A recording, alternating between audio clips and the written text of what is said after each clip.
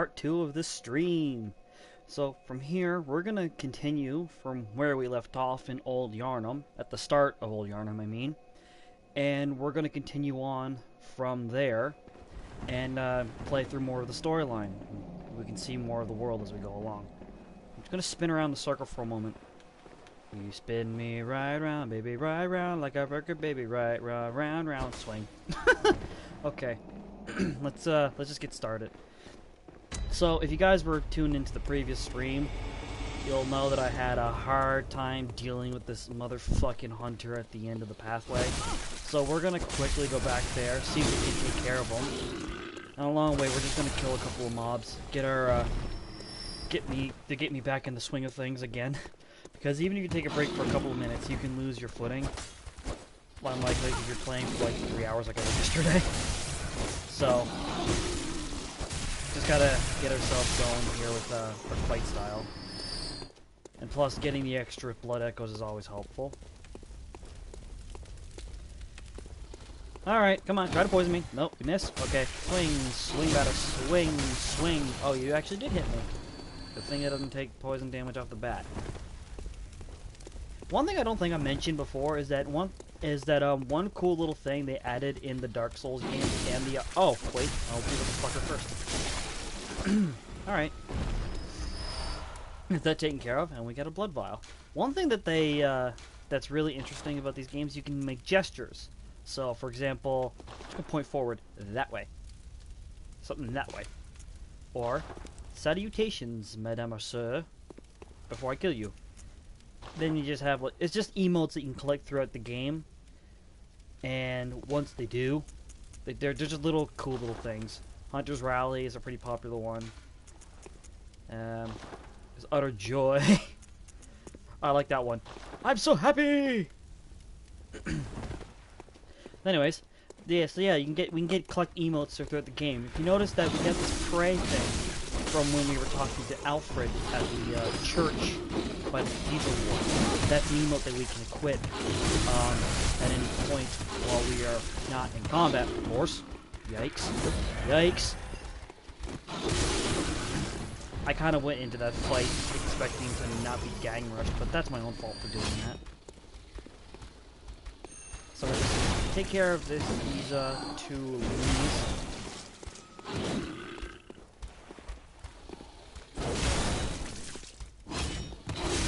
There we go.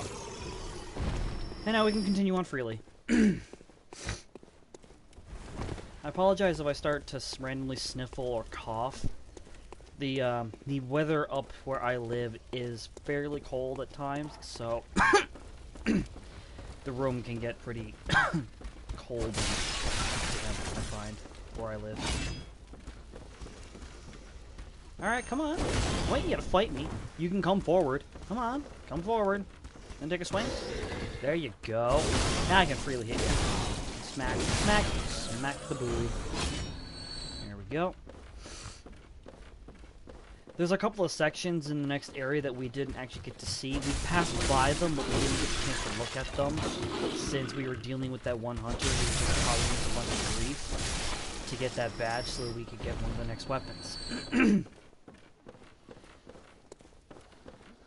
So we're gonna just kill everything that we've killed already before, just to get blood echoes. Because one thing that was a problem before is that I wasn't managing the blood echoes very well, because I was dying so quickly. Like, it didn't mean that like I was losing them and just not keeping a consistent inventory. It's just the simple fact that, oh god, I'm about to die. I need to back out. I need to position this fight. Oh, well, there's first death of the night. And only 4 minutes in. Well, that happens. Oh, boy. So, that's the thing. It's unfortunate, but that's just the way the game goes, as the saying says.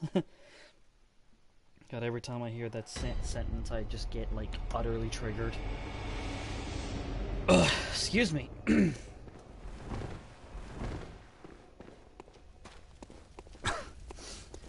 Oh yeah, another thing that we'll take a look at, other than the one area down towards that tower, is that we'll take a look at this section over here. But actually, you know what? We're gonna take the detour. We're gonna do this right now.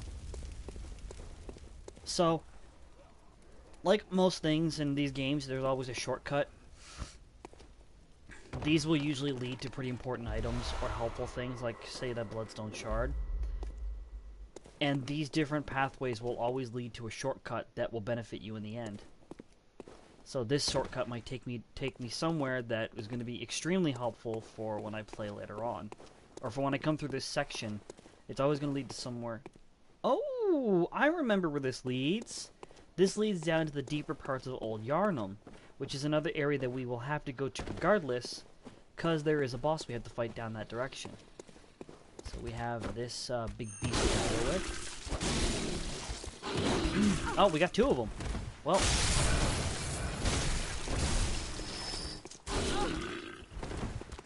Alright, clear that out. There we go. Nothing over in this corner. Oh, we have an item here. A hunter's torch. That's a, this is a simple torch. It's not really anything super significant. And we have a drop-down point right here. And it just drops down to this other section. Oh, that's a dead end. Of course. Now, let's see where the rest of this leads. Huh. Oh, here we go. I believe this is the section that leads right back around to where we dropped down at that one section by the start of that where that lamp is. And looking at the boundaries, yep, that's exactly where it leads.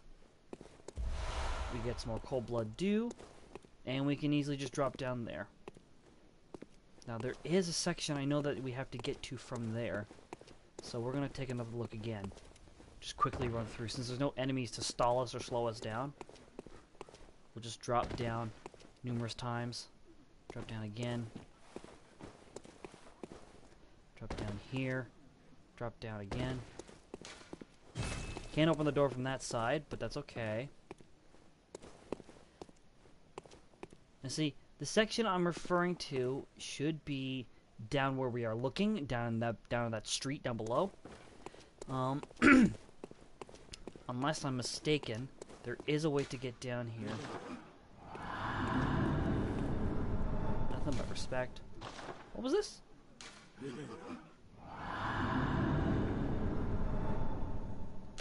We'll give it a nut vote.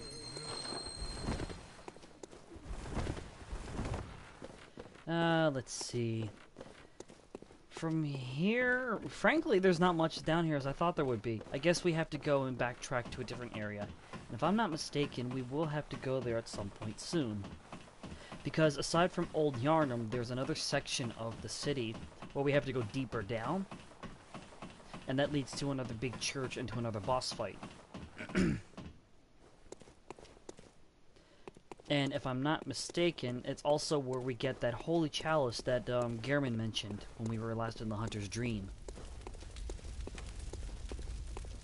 So we're just going to speed through all this right quick. So there's going to be a drop in communication just for the time being as we run through this.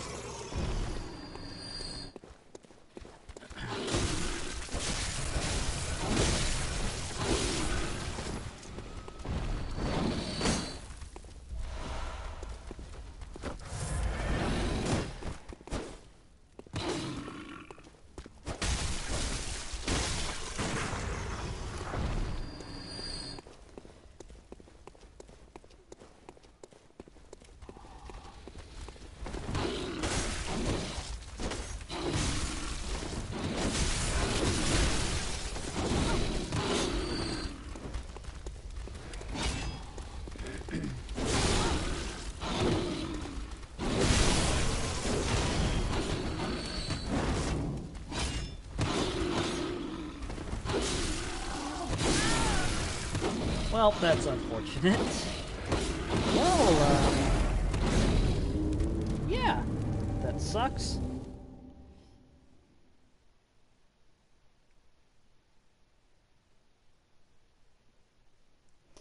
So that is now 2 deaths within the span of 10 minutes. Jeez. Even though I know it's only the start of the game, like we started it just last night, but hot diggity, that's quite an issue. Oh well. Most people would say tissue for your issue at this point, but I'm a bit of a quote unquote veteran of this. No, I'm not. I suck at these games, but they're no less enjoyable as a result.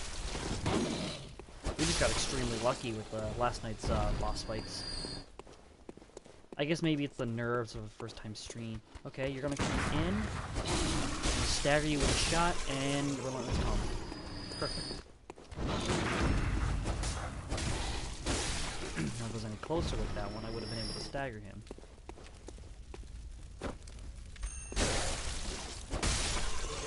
I think, if I'm not mistaken, there was a section over here, a small one, where there should be an item drop we can pick up. Oh, here we go. 2 bloodstone shards. Excellent.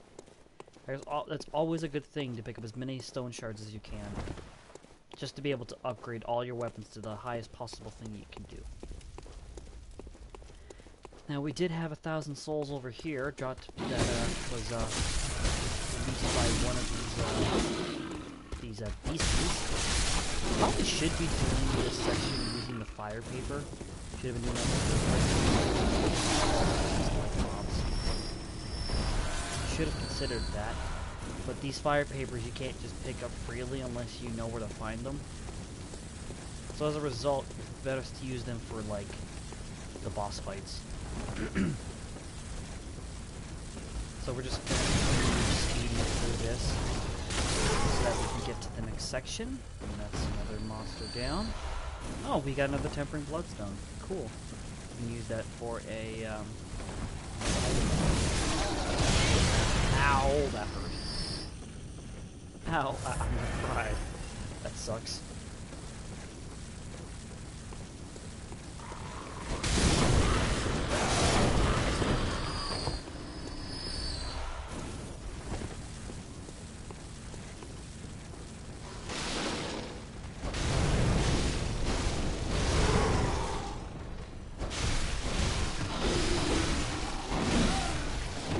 Oh, well, that just... alright. Maybe it might be best to just run through all this section and just fight our way through later on. We'll come back, and if we need to get vengeance, we will. We probably don't have to fight any of these mobs, but... it's usually helpful to do so anyway.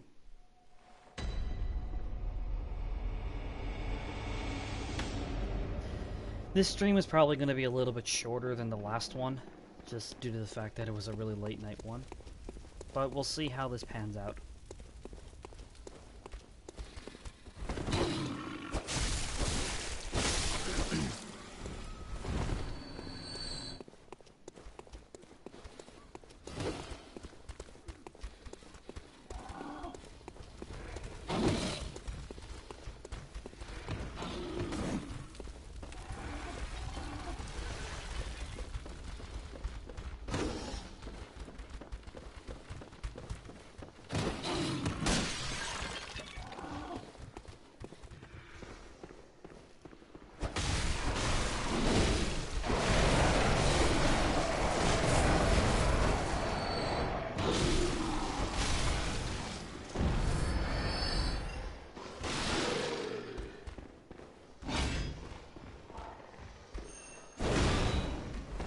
Well, that's a whiff, like a wiffle ball bat.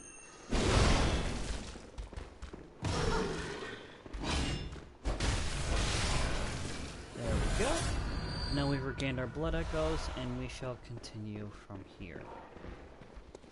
We're just gonna run through this quick section, because we don't want to deal with fighting any of these ghostly ghosts anyway. We'll deal with that hunter later on. But we want to come down here, because the next section we want to deal with is in this general direction. So you'll notice that we came through this section earlier in the last stream, and it looked really interesting. Like, it just looked like a very cool, interesting design. Well, there's a lot of beast enemies down below, as you can tell. And there's something about this place that looks very odd. Well, there's no real big boss fight in this area or anything like that. It's just there's going to be a couple things down below that make it tougher for us to pick up. So we're going to make our way through. See if we can speed past these guys, because I don't think we really need to kill them right now. This big ghosty guy we can probably chase after, and he's got red eyes, so that means he's going to be more aggressive. One detail I didn't mention last night, which I probably should have, is that any enemies that have these red eyes are usually enemies that are much more aggressive, and they will deal more damage to you when you be able to block. And a good chunk of the enemies in this area, in this particular room, have the red eyes. See, that's about 4 or 5 of them we've seen now that have the red eyes.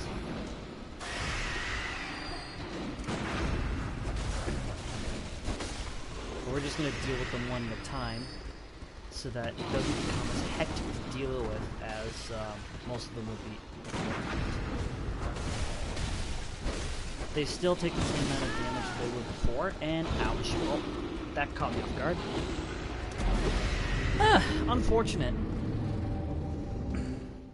So, instead of going into that haphazardly, let's backtrack and get some...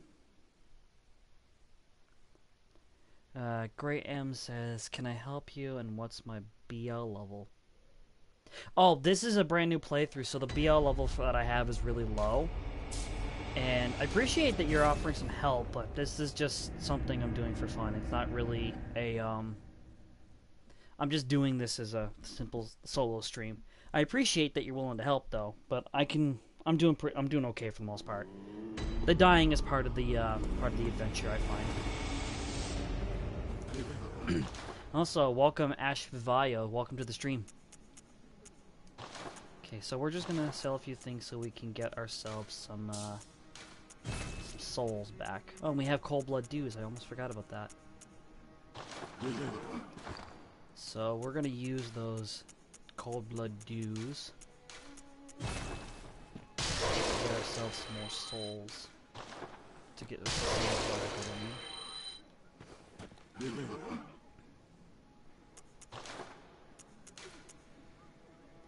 Unfortunately, we can only buy 5 blood echoes right now.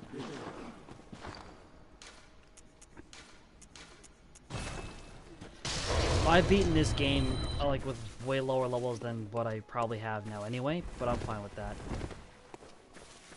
So I'm like an extra challenge.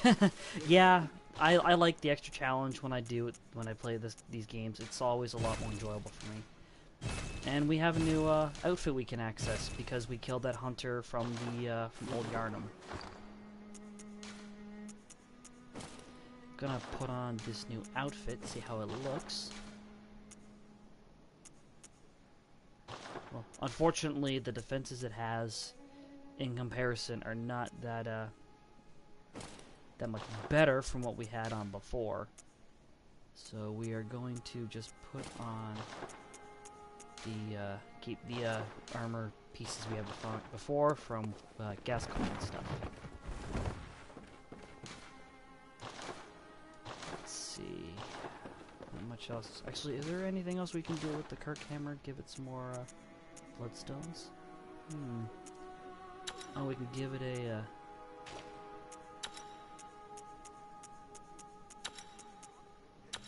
we can give it a physical attack up by 1.4%.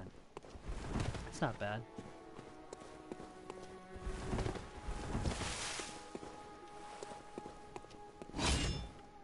Alright, we got a couple more blood echoes. So we're just gonna head back to Old Yharnam. We're gonna backtrack to that same spot again.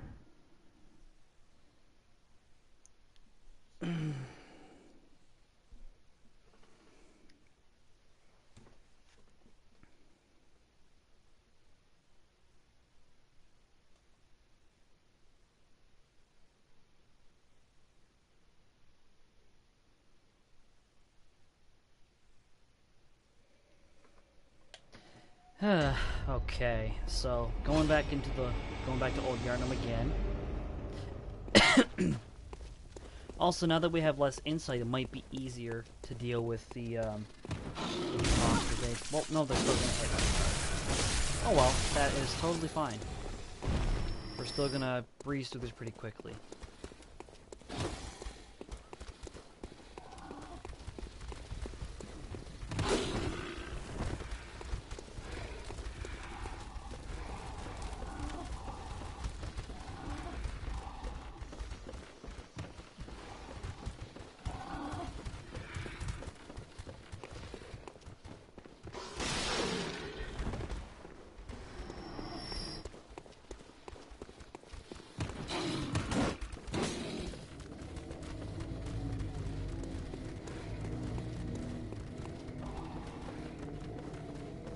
Nope. Missed the door.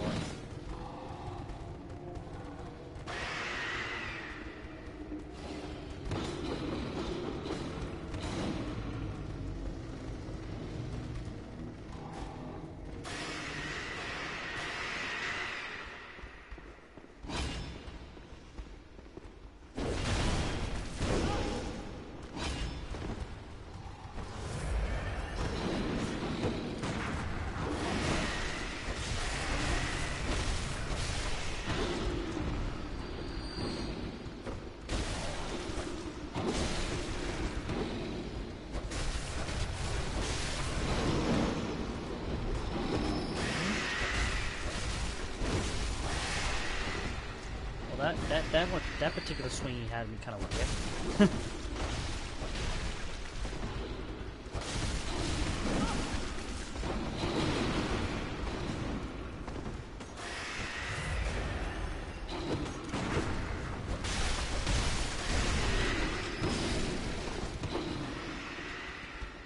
Now we're handling these mobs a little bit better now. Never mind. That's great.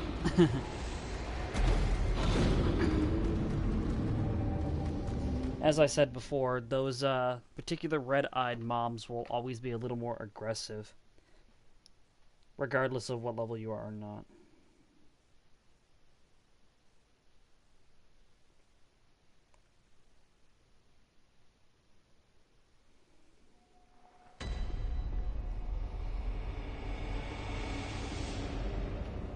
Alright. Probably a smarter idea would be to backtrack into a different part of the area so that maybe we can be a little bit leveled a little better, so that we won't be dying as quickly. So it might be more helpful to do that. Plus, if we get some souls, we can open up that one area near the Cathedral Ward that we had no access to, because if you notice here in the shop, the Hunter Chief emblem, that is the gate that leads to the Great Cathedral, which is where we have to fight another boss. One that, in my personal opinion, we shouldn't be fighting right away, but if we can access that area, then we'll be better off. And then we can just use that area for soul grinding. Or soul grinding. Blood echo grinding. It's always a little more helpful to have more blood echoes, so that we can level up faster. But if we can get the 10,000 to play to at least get that charm, then we'll have that. We can open up the gate, and then we can just blood grind for a while. It's more than likely very inefficient. Of course, that door's still closed. But at the same time, if we have all those blood echoes, like if we grind them all out and we just get ourselves some more levels, we'll be able to take on these other areas a little easier. Even this section is going to be difficult because these guys get hard. But it comes with the territory, I suppose.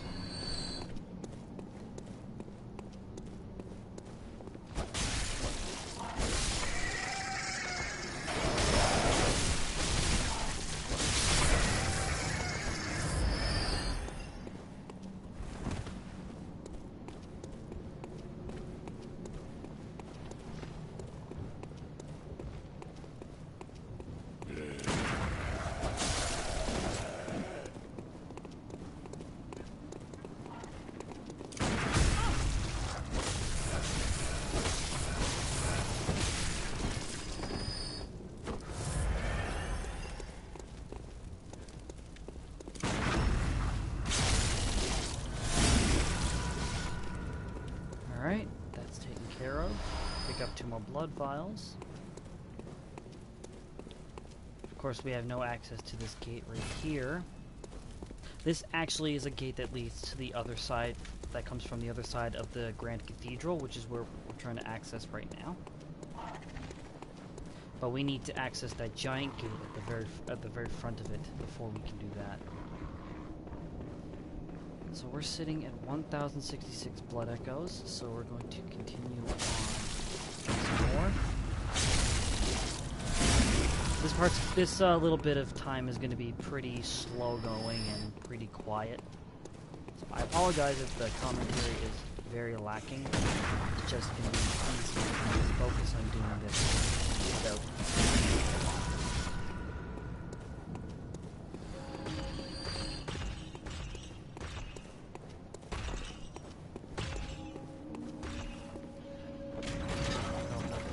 Let this giant come through. Oh, half health already.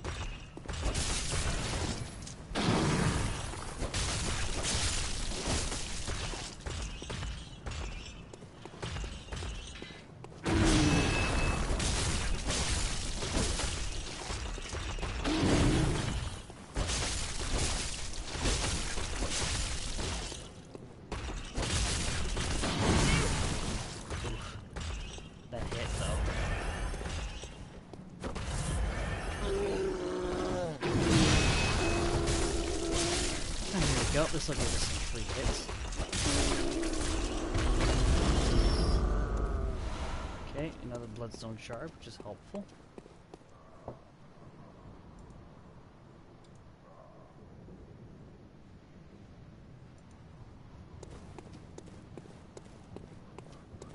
Let me see.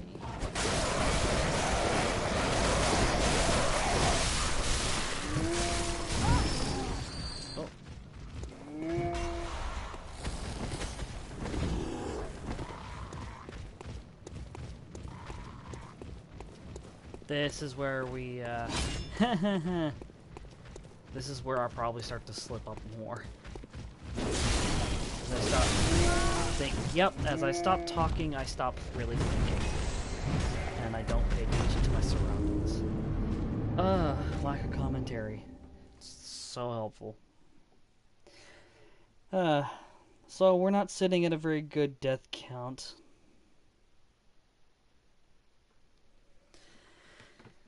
We're sitting at 20 minutes and 8, 9, 10 seconds and at least 10 or 11 deaths. It's hard to keep that. Actually, it might be less than that for all I know.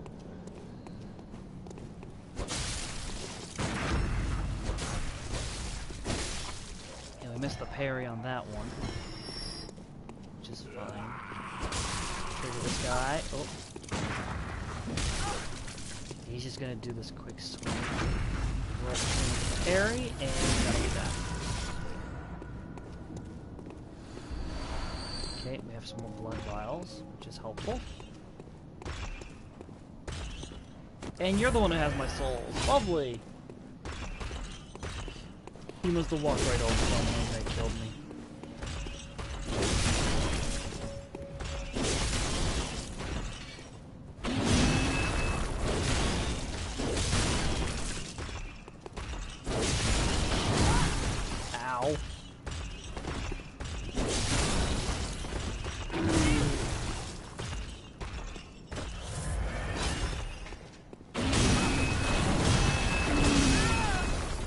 Well, that is very unfortunate.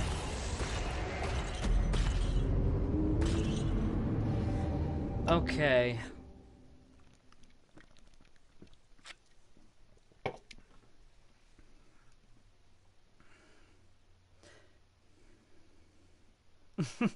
Yes, welcome back, Artsy Otaku. Nice to have you back on the stream. Yeah, another big boy. Those big boys are the frustrating ones. They're the ones that can, I find, if you don't deal with them properly, they are the ones that'll screw you over. It doesn't help that I've also exhausted myself all of my blood vials, so I'm not working with a very good amount of regeneration, aside from when they swing at me. and stop them from, well, if I attack them. This is where I find the struggle of Bloodborne can be, even when I'm used to playing games like this. They become a problem. Oh, the ragdoll physics let him shoot up out of the tombstone and back on the ground. Gotta love ragdoll physics. We will need to fight this guy again in order to get through, so we should actually fight him. Now if that swing had hit me, I would have been dead. And these hits can sometimes come across as cheap in the hitboxes and also timing your dodges. Because the one thing that makes dodging with the Soulsborne series is the fact that you have your built-in invisibility frames. And knowing when those frames exist is important. But I find if you always dodge before the strike, it's just like that. Because as soon as you dodge the strikes, it allows you to get your hits in pretty freely with no compunctions. Oh, look at that, we got 3 blood vials. Maybe we'll be able to do something when we come down here after all.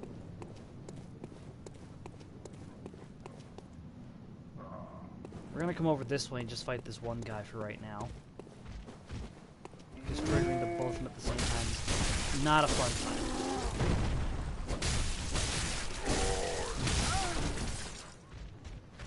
Oh! Okay. That hit was most unfortunate. Didn't realize how low I was. Either that or he just one-hit shot me. Actually, no. He took what health I had and dealt it in one blow. This is unfortunately not going as well as I thought it would be for this one. We're gonna have to backtrack even more so we can get the level up we need. So, this part of the stream might get a little boring, because we will have to go and just kill everything from previous sections of Yharnam, so then we won't have to worry about dying constantly from it all. So we're going to start from Central Yharnam and just kind of recycle, keep doing it over and over again. Plus, with the amount of beasties that are down here from the Yharnamites, we can just cut them down pretty quickly. We'll get souls pretty consistently, or souls. I keep saying souls because it's a soul, because Bloodborne is in the same from the same company as Dark Souls, and the correlation between the two currencies is not much different. But I mean, when I say that, I'm talking about the souls, or the echoes. So we're just gonna go through this like the first pathway we took when we first came through here. Just kill everything piecemeal, like one by one. We're gonna try to do a very clean run of the first section, because they'll die pretty quickly, and as it builds up, we'll be able to get all of our all the blood echoes pretty quickly. So one shot. It'll be tedious work, but in time it does become a fast way of getting the sword back. Except when that happens, when I make a stupid mistake like running into them all at once like that.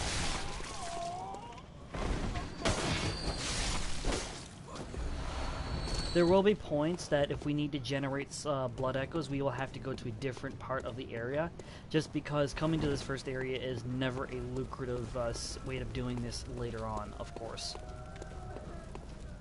So playing through, like, multiple times, we'd have to, like, go to harder areas just to do it. And there is one area that, once we get access to it, will be very helpful for generating blood echoes. And that area is going to have, well, what has actually been considered in the community as one of the easiest bosses in the entire franchise. And the reason why it's so easy is actually quite pathetic. And even when I faced it myself, the only time I died to it was because of a stupid mistake I did not foresee when playing through. But we're just going to continue with this immense grind to not only get our resources back, but to kill and get as many blood echoes as possible. Because obviously we can't go down that way because it's completely blocked off by that chariot, so... Oh look, they're lined up for a killing zone. Well, it would be a killing zone. Ah! Oh, I got one of them.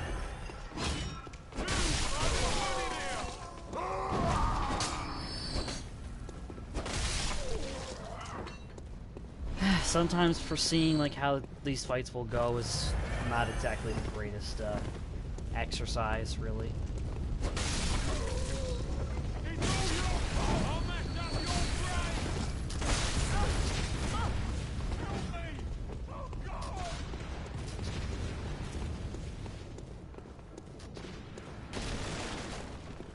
And we got these two guys here who broke off from the group.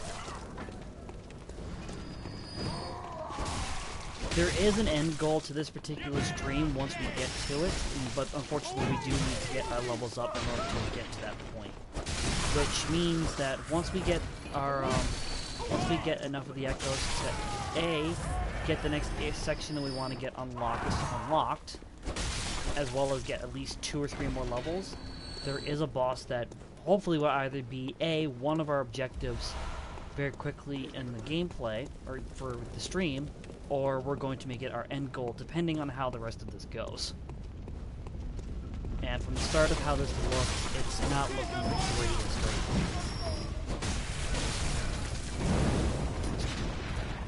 now. Okay, stop swinging your damn torch. You smarmy bastard. Here, fine. If you're not gonna do that, then fine, take that.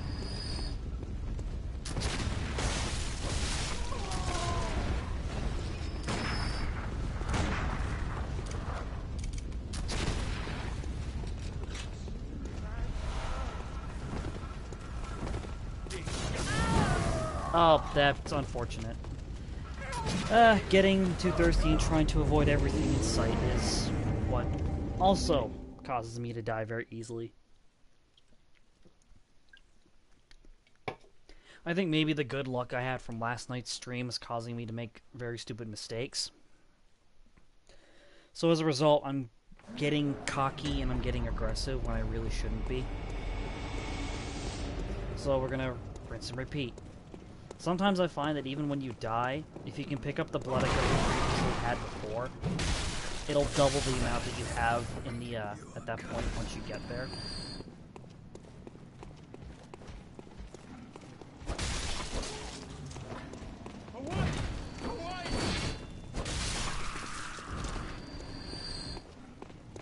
They keep telling me to go away, but they keep coming at me piecemeal. It sounds like redundant and hypocritical, as they say it. Hey, I didn't realize your pitchfork would have that much swing damage on it.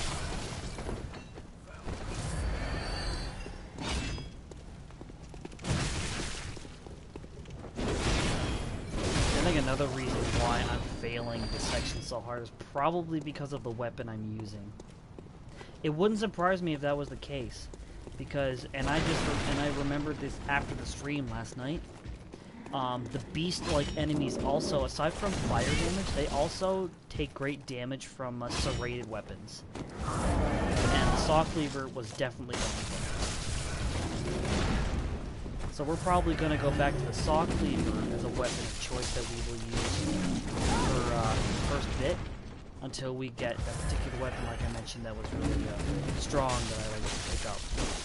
Which is a giant sword called Ludwig's Blade. It has a one-handed sword as a main piece, like its main weapon, and the trick part of it, like the Kirk hammer having a giant hammer, becomes a giant claymore. And it's easier to control, and it's not like as slow, like with the Kirk hammer. You get these slow successive, you get these slow, hard-hitting hard swinging hits. But with the Ludwig's Blade, it's not as slow, so you can get a nice few hits in that'll be still strong, but they won't be super weak.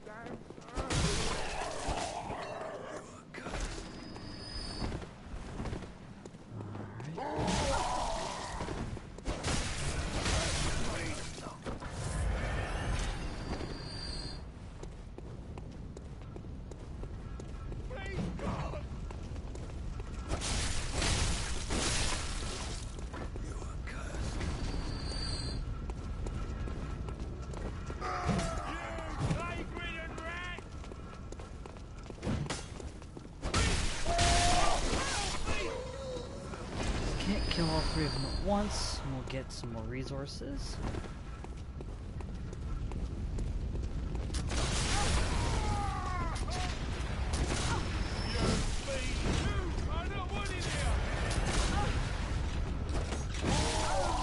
Oh, of course. Again, making stupid mistakes. Yeah, this is definitely not going as well as it did last night. It's okay. I have to feel the flow. Feel the flow.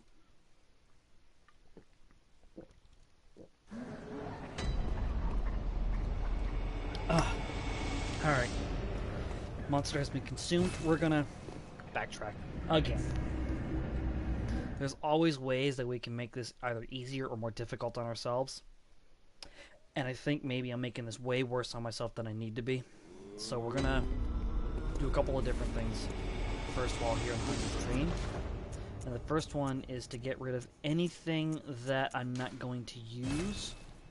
So the Hunter's Garb, I'm not going to be using any of that. Right now I'm not going to use the Ashen Hunter stuff, so I'm just going to get rid of all of that. We have 7,000 souls to work with, and for weapons, we're going to go and purchase some new ones. And here we got 2 new weapons, thanks to the that one particular badge we got from the guy who was dressed up in the Ashen armor. We got the Rifle Spear, a trick weapon crafted by the workshop heretics, the Powder Kegs. It is a prototype weapon serving as a simple firearm and a spear, possibly created in imitation of a lost Kindhurst weapon. Lacks any notable functions, saving that it is the only trick weapon with an attached gun. So it's not a bad weapon. It's just mediocre at best, I guess, compared to the other things. And then we have the Stake Driver, which is the weapon that particular hunter we fought, the one I mentioned before. His name is Jura. The guy we killed up on top of the tower.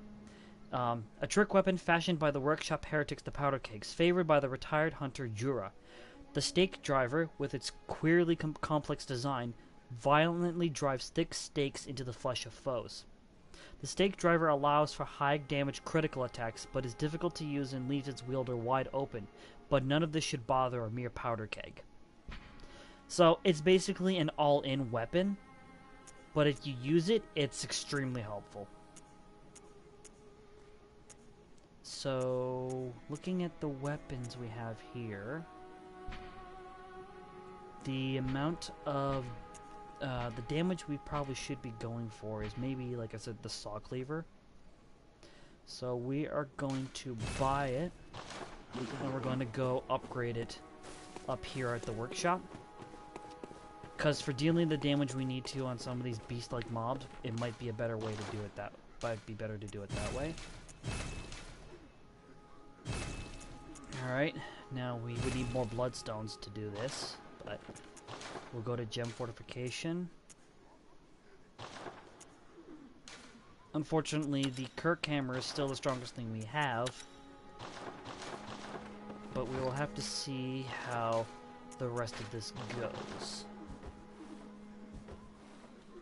And one thing we can do is when we have weapons equipped, we can switch between them with the directional pad. With the right directional pad, we can switch our melee weapons, and with the left one, we can switch our ranged. Just a little tidbit that might be helpful.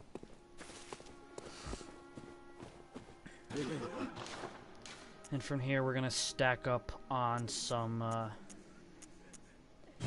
items. We're gonna sell. Let's see. Should we really sell anything else that we have here? Probably not. Oh, here we go. Blood-tinged gemstone. This is another type of gemstone. This is one of the circle-based ones. A blood gem that fortifies weapons and adds various properties. Blood gems are especially rare bloodstones that grow on cold blood.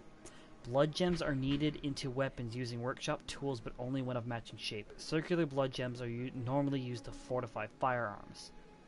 So, if we were to equip this to our pistol, it would deal a little more blood-tinged damage. But we really don't need that right now because the pistol we have is just for a parrying mechanism. So we could try our luck and see how this build does with Old Yharnam. Might be better, and now that we have more blood vials, we might not die so easily because it will just help us sustain much better. Not only that, but the long reach of the saw cleaver will definitely be a lot better. Only one way to find out, of course, is to just jump right into it.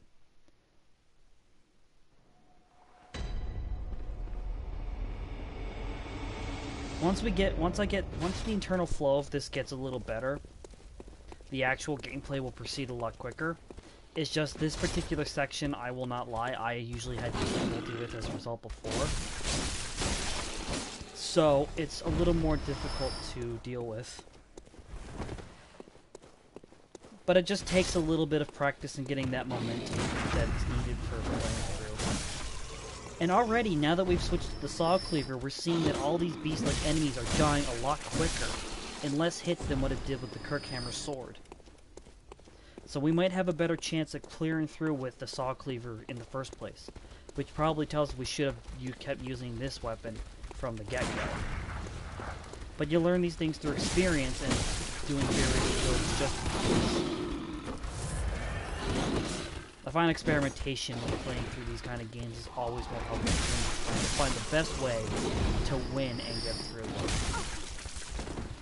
These boys are still going to prove a bit of a problem, so we're going to just quickly... Even the big boys take more damage because of the serrated weapon. Again. Ouch! Well, they all pommeled at me at once.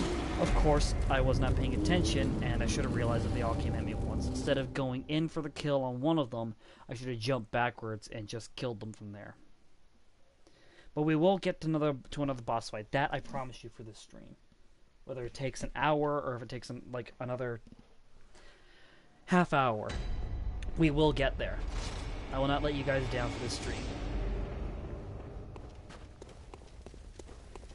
So...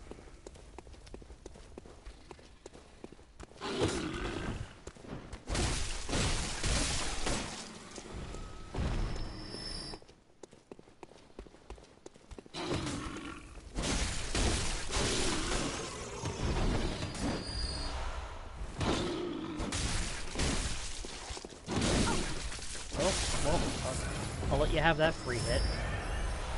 It's all good.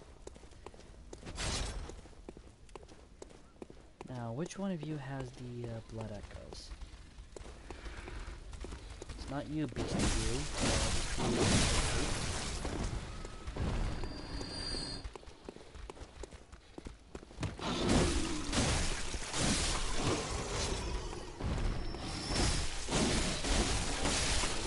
There we go.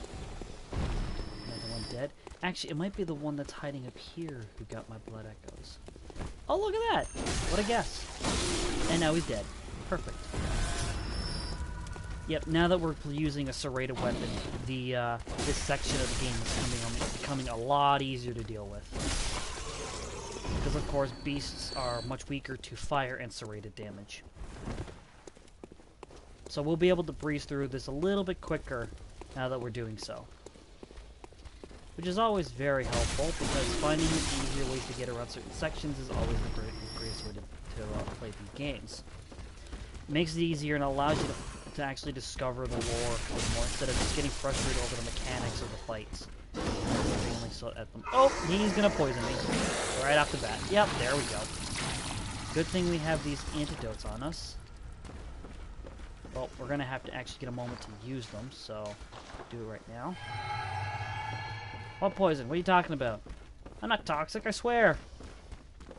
Oh, you turn your back on me? No, you don't. Now you're dead. Hee. I'm fine with that. And unfortunately, we used our last quicksilver bullet.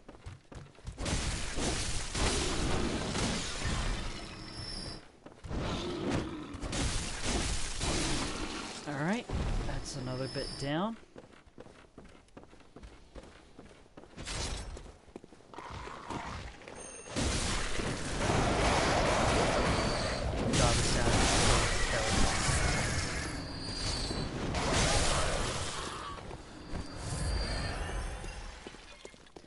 they didn't drop anything, so...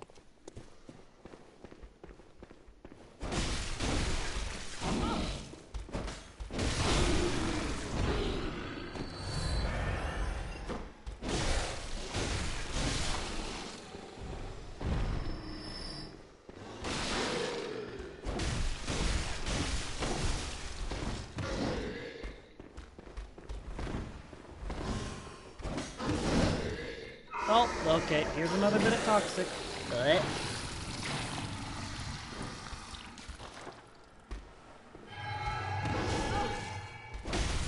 Okay, we're gonna just say no to that. Stop your madness. There we go. Let's try a little bit of a different approach. Now that we're got a weapon that we can kill these boogies with. Boogies is a new term to use. Oh, you're still alive. Oh no, you're weak. You're different.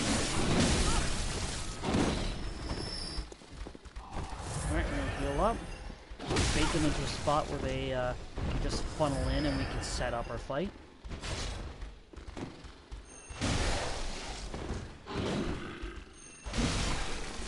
That's another one dead, and then we can just take care of that one. So it's going from based off of just the physical evidence of how these fights are going, that using the slog lever was a better option to take into this section. It should have been what I had in the first place to deal with all of these beast monsters. Since, as I said, the serrated damage is probably what I should have done in the first place, now that I'm actually applying the knowledge to the actual gameplay, it's proving to be a much easier time, and I'm able to kill things a lot faster, and they don't get as many hits in because of the fact that I'm moving really fast. Now, dealing with that hunter that's now coming our direction is going to be a different story, because he's going to have the range capability to fight, as well as he's just going to have the overall range because of the saw spear he's wielding. So we can bait him into this kind of fight. We should be able to turn it in our favor, but it all depends on how we let this play out.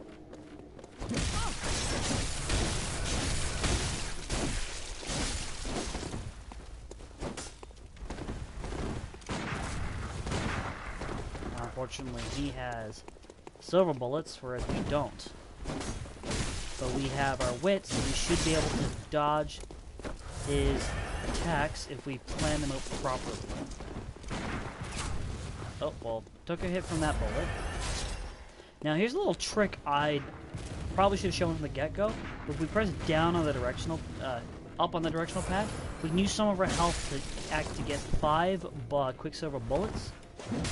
But you can only use it after a certain amount of time. So we have to use that sparingly, because if we use it very poorly, it becomes a struggle.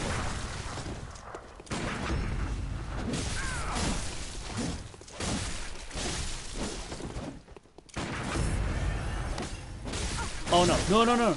Ow, bollocks. Yeah, that sounds about right.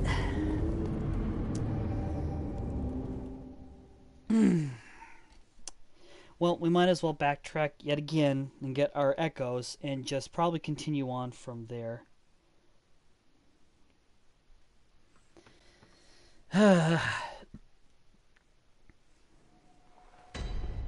This stream is just not... This is just not going as well as I hoped it would. Then again, I should never hope for the best so easily. Because that never happens in the Soulsborne series. You have to always expect the worst, so then you can never have your high expectations completely crushed. Just based off of a weapon you have, or based off of a certain stat you increased by a lot more. In this case, I'm just happy that the decision to go to a serrated weapon was the one I should have went with in the end. Because if we had done that from the get-go, we might have had an easier time going through all these mobs when we were trying to get to that one section down below. So we're probably just gonna quickly run through all this again, since we know that the serrated weapon can give us some assistance. Not much point in doing all of it all over again. We're gonna try and get through that one section that was giving us problems with those particular red-eyed monsters, so then we can just deal with everything how we can piecemeal. Okay, we're gonna run past everything. Oh, and our blood echoes are sitting right there. We can just run up, grab them, and back out. Or not. Okay, blocked, blocked. Okay, there we go. We're gonna take a different path. Because if you saw when we came up here the first time to fight that particular hunter, there was a drop down over here by the bridge.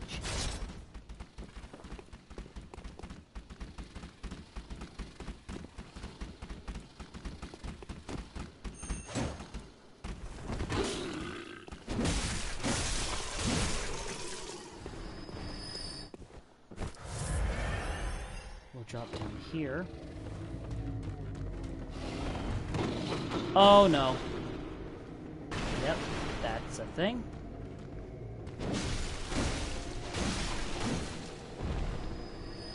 Alright. Well, that went a little better than expected, so... go for us. We'll use another vial. Yep, see, after you use it the one time, you can't use it again. Using that ability to get 5 of your bullets back.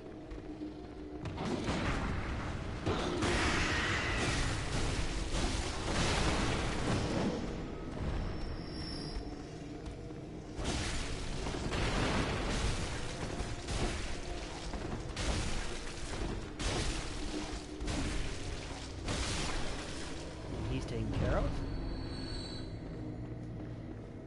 And we're looking at a much better better blood echo count now that we're actually playing through it properly. Take care of this big boy.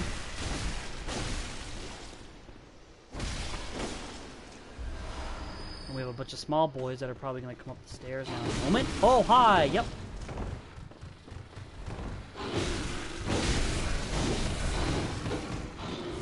Heal up as we back up so that they don't corner us too quickly.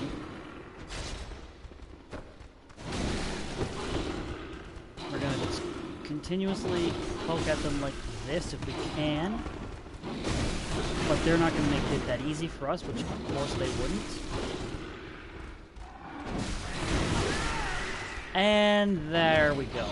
Down for the count. This is becoming more like Dieborn than Bloodborne. Oh, God.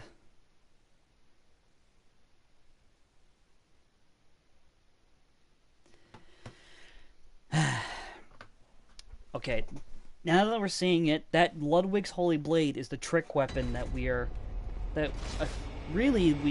would like to get a hold of, because that is the trick weapon that, through the first playthrough I did of this game, is what carried me through most of it, because it has really good damage for the kind of weapon that it is, even though it's not a serrated weapon. It was enough damage for me to just basically maintain myself in most boss fights and just fights in general. But the starting weapons we get throughout the game are pretty helpful regardless.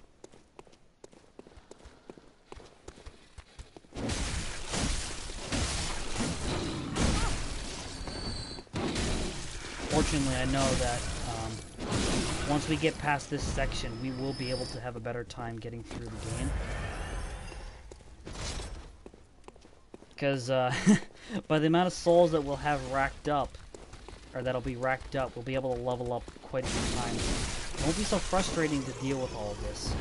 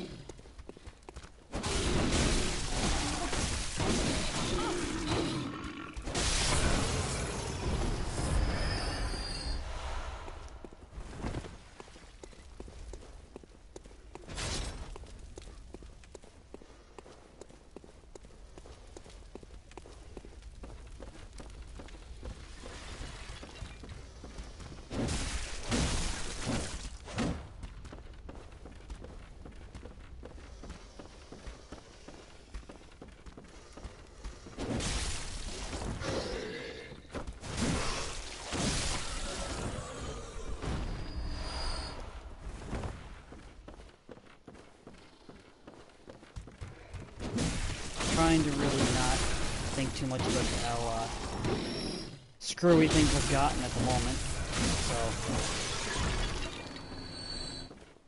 I guess another thing that we could address for the time being while we go through this section, talk about how, aside from the fact that the Healing Church is like the foremost figurehead in terms of the blood research, and how the blood in this world tends to heal the wounds.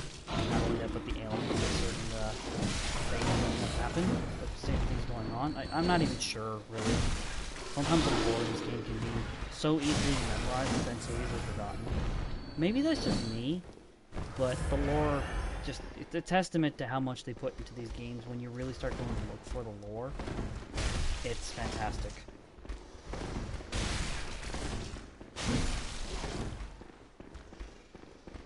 I'm trying to bait this fight. Come on, buddy. I know you haven't attacked in yet, that's where I'll get my free hits. Sometimes the RNG for some of these monsters just doesn't want to proc any fights to happen.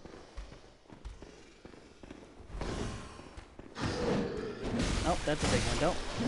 There we go.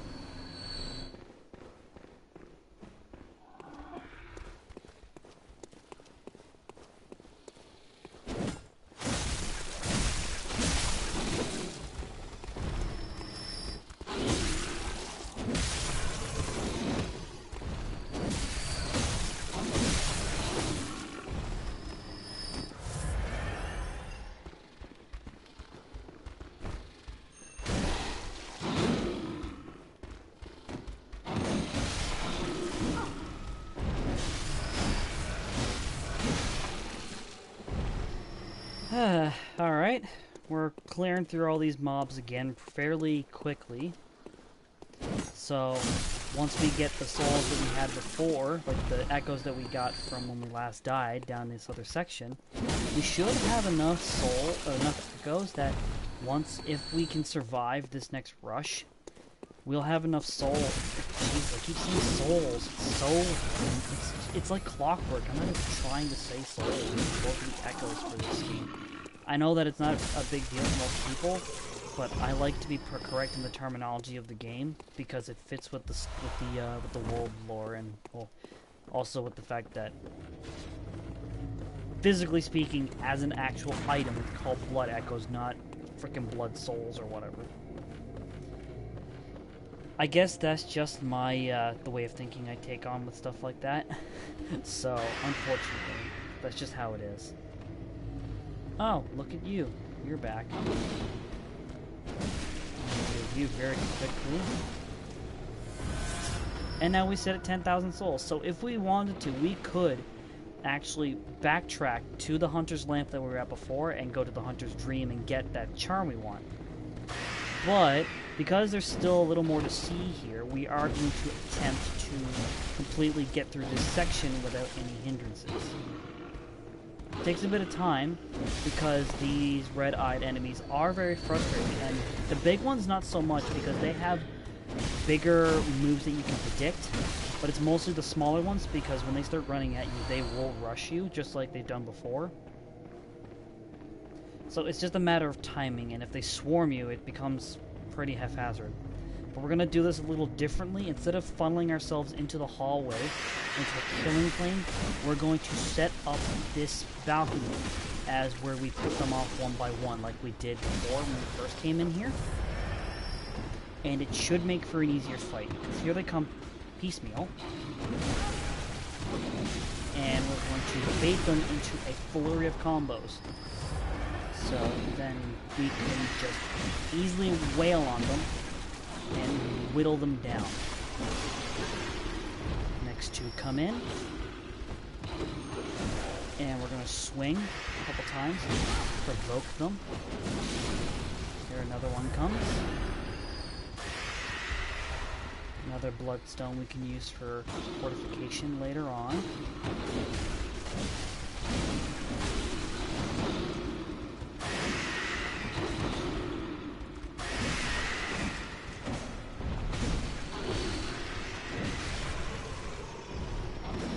that should take care of the most of the enemies for this section. So, going in... Oh, no, we have another visitor. Oh, we have 2 more visitors. There were 2 cloaked ones from down below.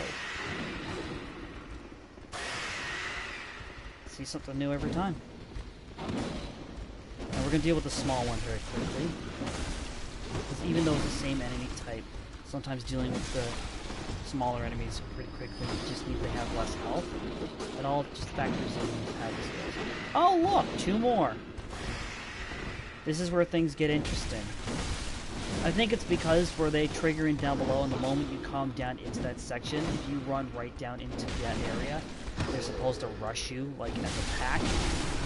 But since we're doing this in a much cheaper manner, it should become easier to handle these mobs once we deal with these smaller ones. And from the looks of it, that one particular small one likes to do a combo flurry in the midst of one of these attacks. And they're just hissing like crazy as we're fighting them. That should take care of that wave.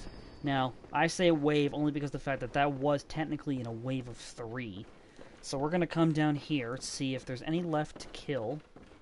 And if there's not, then we can freely explore this section down here. So this looks like a pretty nice place to look around. We see an item in here. What have we got? Madman's Knowledge, so that'd be good for insight. Now there's just a lot here that looks all kinds of creepy, like this thing. I'm not even sure what this is, to be honest. But you can tell that in this area there have been a lot of creepy things that have gone on over the years. Like this thing is probably chained up because it was being researched on by the Healing Church. But this is what we came down for. And if we inspect it, we get ritual blood. Oh, that's it, just some ritual blood. Oh, it's still pretty good, but the ritual blood's important for the chalice dungeons. Once we get the chalice itself that we're looking for, we'll be able to access it using this ritual blood.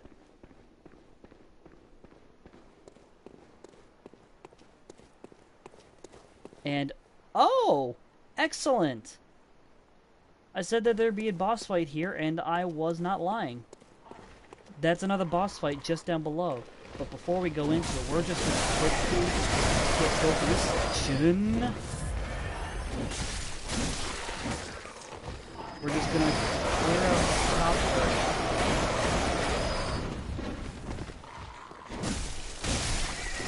Because the boss fight we're about to come in on is not going to be difficult. It's just going to be, if we don't have, since we don't have any fire, it'll be a little more difficult. Do we have any items that'll give us fire? We do not. If we can find ourselves a anything that can give us some fire damage, like if we can find a fire paper or get some Molotovs, it'll help the situation a lot better. But first, we need to get down there, and we can't do it from here, from the looks of it. So we'll have to come down this way. But that whole section, this whole section of street that we're looking at right here, and with that big doggo just standing on the side of the wall.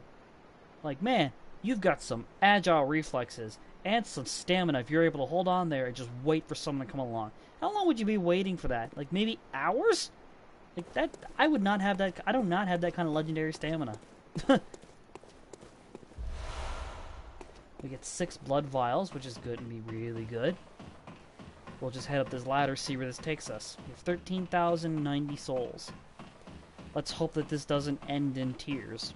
Probably will, because we're quite a distance away from the next lamp. Oh, convenient. This is that upper section that led towards the lamp up that way. So that's actually pretty helpful. Now we have a way to get down this way and into the next section without any problems. But the thing is, that section down below, we have to access from another point. And I know it's not far from where we are. It's just getting there that's an issue. Mainly because of this hunter that we have to fight.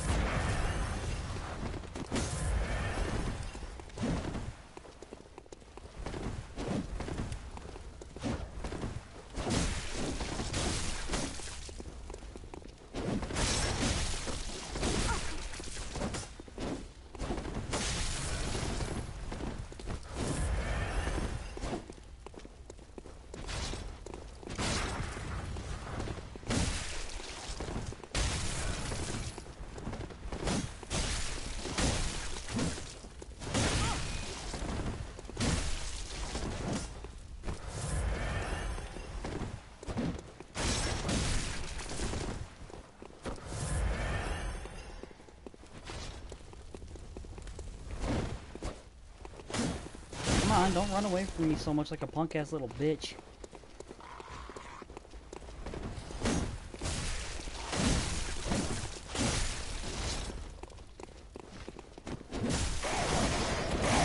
Oh, pros, not now.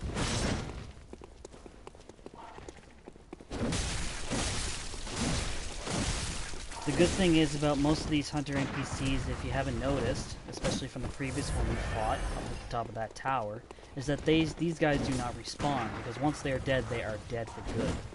Which is very helpful, because if they did respawn, it would make this game a lot more difficult.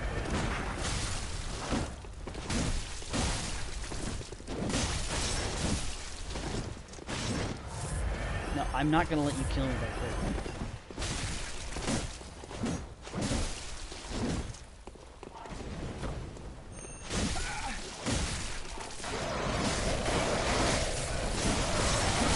Oh, come on! As soon as I got in the fight, I should have just focused on killing any other enemies that would be around to just get involved and stagger me. A rookie mistake that I really should be paying more attention to. And consistently, I'm failing at tonight. Just goes to show that even, like, the most, like, people who are used to playing these games can screw up it from time to time. So we're gonna try this one last time. Try to run through all of it very quickly. We won't have to go back down that other path this time. We can just easily go through everything and just kill. We can kill all the beasts that we come across the board, get some more souls, and just leave it at that. Actually, we don't even have to kill that many. We just need to kill the ones in that fort section we did already.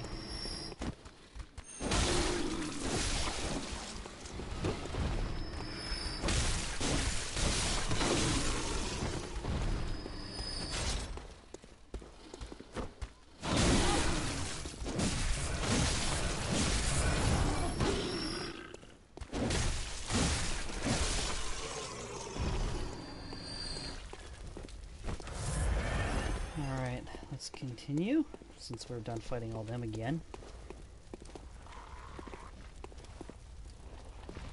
Oh, I didn't even realize we could drop down here. Oh, but that's a problem. We're gonna just drop down here for this fucker, and we're gonna run the hell away.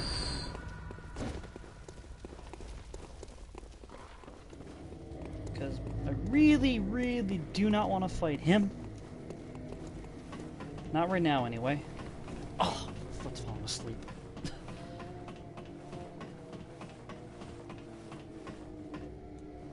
I didn't even realize that little trick before.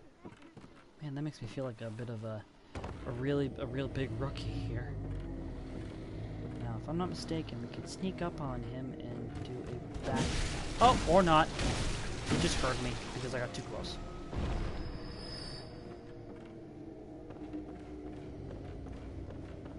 And we have this little bit we can walk along here. Forgot about this part.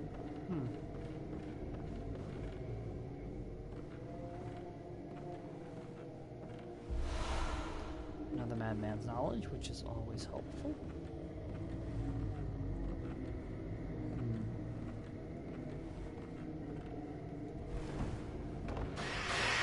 A lot of areas in Bloodborne we will have to traverse using that method. Oh, Molotov cocktails. Excellent.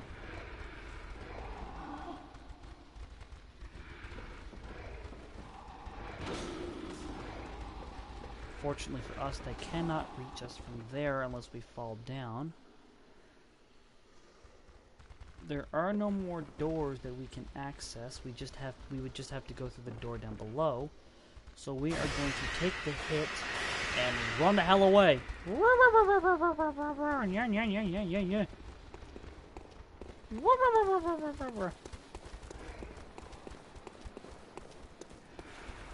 Huh. A section that I didn't think of before, which is always gonna happen. Really? One of them decided to follow me here. Just the one though. Alright, I'll deal with you right quick. Okay, a second one. Alright, this is getting a little ridiculous.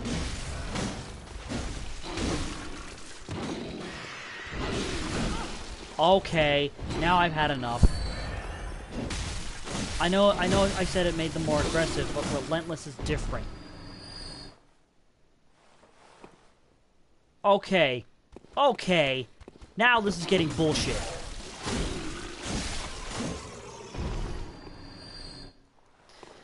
Yeah, no, not dealing with it.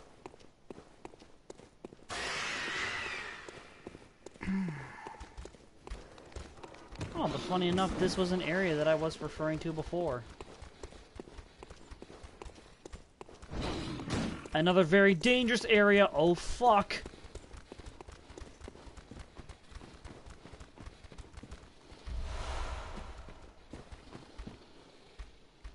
Huh. I reset them. Cool. I think I know what... Oh.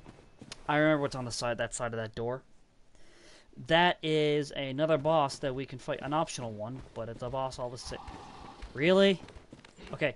The wolf I expected to come after me. But the beast, like the small beasts, I expected to just leave me alone at some point. Alright.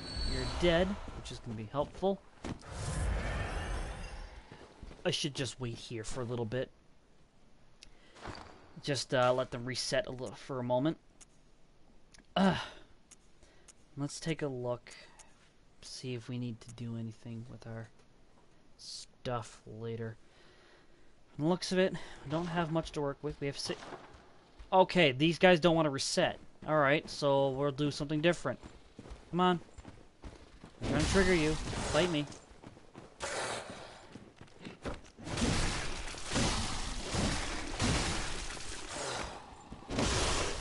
Alright, Wolf is dead. Oh, I know why these guys are here. They're not the ones we fought that were in that building. They are the ones that were hiding in the smoke and the pillars along that small section of that that little courtyard we ran right through when we were trying to fight the red-eyed beasts. And it's a simple mistake to make.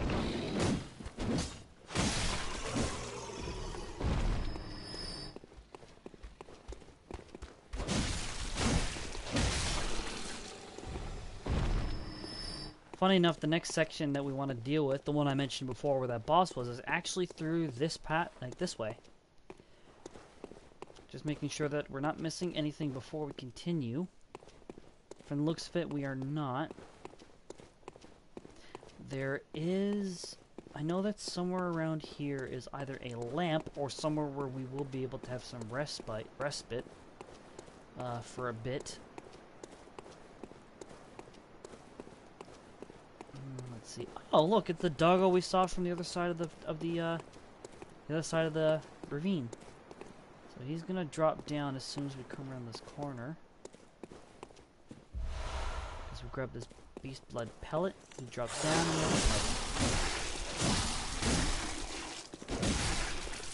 And because we have the saw cleaver, of course, serrated damage is our best friend. Ooh, that was close. And we'll take a look at that item now in a second, now that we've got this guy down. Now we picked up these beast blood pellets. These are large medicinal pellets, supposedly formed of coagulated beast blood. Banned by the healing church due to their unclear origin, grants a spurt of beasthood. Ripping apart the flesh of one's enemies and being rained upon by their splattering blood invigorates one's sense of beasthood, feeding strength and euphoric feeling alike.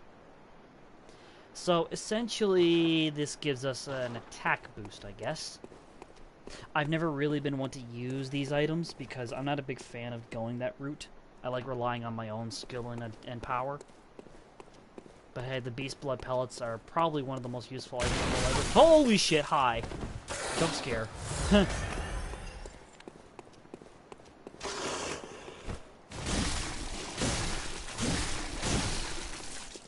But we're going to get through this area a little easier, because now that we're down here, most of what's here can be dealt with piecemeal. Let's take a look in here, see what we can find. We have an antidote. Nothing along here. He's probably hiding in here. Probably where his Can't doubt it. Oh, hi! You were hiding behind those boxes, weren't you? Alright, well, I'm just gonna deal with you. I'm starting to really hate these enemies. They're not too popular like in other sections of the game, so we might not have to. We won't have to worry too much about them after that. It's just this part of Yharnam that they're really like heavily populated in. More bloodstone shards, which is good. There's more equipment upgrading.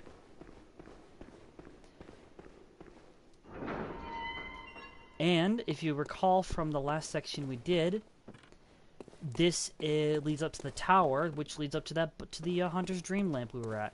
So before we go back up there, with our almost 20,000 blood echoes, we're going to continue to the top of this tower, pick up some fire paper, which will be very essential in the next fight we do. Because if you remember one of the tips I mentioned, the bestial monsters, the ones the men and whatnot have turned into beasts, which is what we've been fighting throughout Old Yharnam, are weak to serrated damage and fire. So, from here, we're just going to head back to the Hunter's Dream, do some leveling up. We're going to buy that badge, probably what we needed before. Or we might completely commit into just leveling up, so then... Oh! These things. These are essentially like... You kill these monsters, and as soon as you do, they'll drop shards like that. Which is always very helpful for gaining resources. And they... there's quite a few of them around the world. Some of them will give you blood gemstones, like the ones that you can use to fortify weapons with more damage and whatnot. And then there'll be some that'll just give you like the upgrading shards, like the bloodstone shards and chunks and whatnot. I've talked a lot about like just the basic mechanics already of the game at this point, like in the first stream, because most of the basics can be covered from there. So from here, like, it's just going to be casual commentary, I guess, as well as just mentioning the aesthetic of every level we go through. But since we've been here for a while, it's mainly why I haven't really been talking much. Plus, honestly, I am underleveled. Like, looking at the stats of the character, we're level 20, and this level's probably 5 levels higher than that, which can make a difference in a game like this.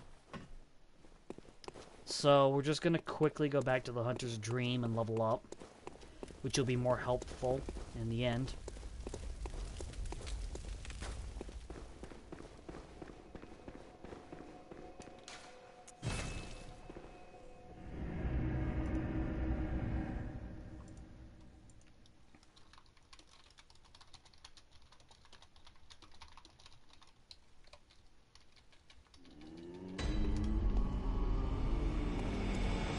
Alright, now that we're back in the Hunter's Dream, we're just going to go to the doll, and we're going to level up. So we're going to put some levels in Vitality and Endurance, and we're going to get another level in Strength. Our skill is still pretty decently, so we can make do with what we have. And we're going to sell these beast pelts, because quite frankly, as I said, I don't like using them. They're helpful for giving more damage, but I like I said before, I like relying on my own power for stuff like this. I'm gonna purchase some more vials, and might as well purchase a bullet or something. We'll pick up some more later on down the line. I'm gonna come up here, see if there's any fire papers here, which there are not, unfortunately, but that's okay. Because aside from fire paper, we'll be able to pick up other like consumables that are similar to fire paper that we can use, and we'll be equipping them like to use for like bonuses in damage and whatnot. Oh, we still have that red jeweled brooch, so we're gonna use that right now. Gives us a red blood gem, which we probably should have done in the first place in the last stream. But now that we have it, we're going to quickly... Okay, we'll do it with the Kirk hammer. Here it is. The droplet gives us a physical attack up of 1.1%. HP will... Oh, that's the previous one. This one will give us an attack, physical attack up of 2.7%, and it'll give us a boost rally potential, which, if, it should say here what boost rally potential is. Let's see. Okay, this one doesn't say, oh, adds various properties. So this doesn't say what the potential is. I guess the potential has more or less to deal with NPC-based things. I've never really noticed it, to be quite honest, like what it's for. That's probably just due to my own like lack of paying attention at the time when I used it. Because I never played this much online, like multiplayer or anything prior. So, that's just the truth of it, really. Let's see. Not much else we can do with, like, buying. We can't sell a whole lot right now, either. Unless we get rid of the Kirk hammer, but we do want that for later, because that will be helpful. We'll get rid of some of these other tempering blood gemstones we have. And we might as well keep this, blood tinge gemstone in case we want to use it for a pistol or a blunderbuss later on. And we still have 2 Madman's Knowledge, but we will try to get rid of some of this insight before we go into that boss, because as I mentioned before, the insight when used will make fighting enemies more difficult. Some of them will do them in more ridiculous ways than one. And we'll use all of it on these, for getting these beast cocktails, which will distract beasts, from hitting us. Let's see. We're pretty much good from there, so we're going to head... Let's see. Oh yeah, we can't really head anywhere else. We just have to head back to Old Yharnam and take that path we were on before. So, we're going to go back through that section we were just in before that we found through exploring. And we're going to go into that boss down below. Because from that section we were in with killing those wolves, it's just a straight shot to the boss. And we just got to kill the mobs on the way and pick up anything that'll be useful.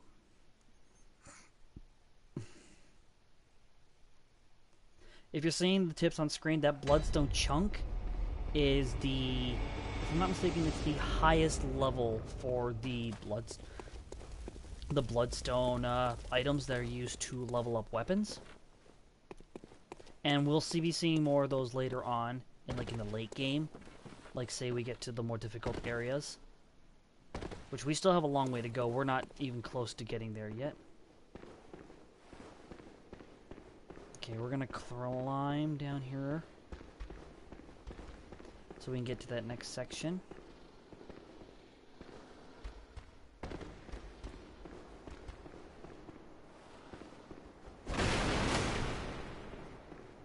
Nothing in here. Oh, there's this beastie goo.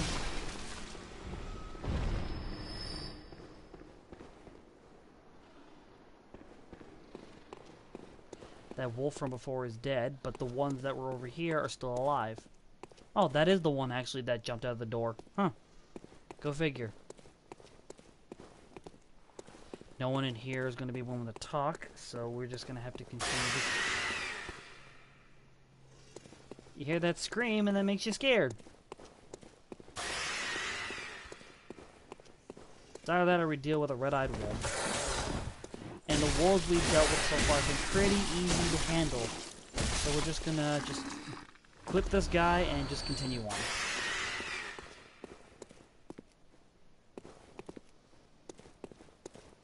But if we're really gonna go fighting, here's this guy. That's the one that was screaming before when we passed him. That didn't work. We're just gonna clobber through these enemies really quickly because I do want to show off the next boss. And yes, I do know which boss it is down this way, but like I said, for the sake of what's going on, I'm just gonna keep it to myself for now.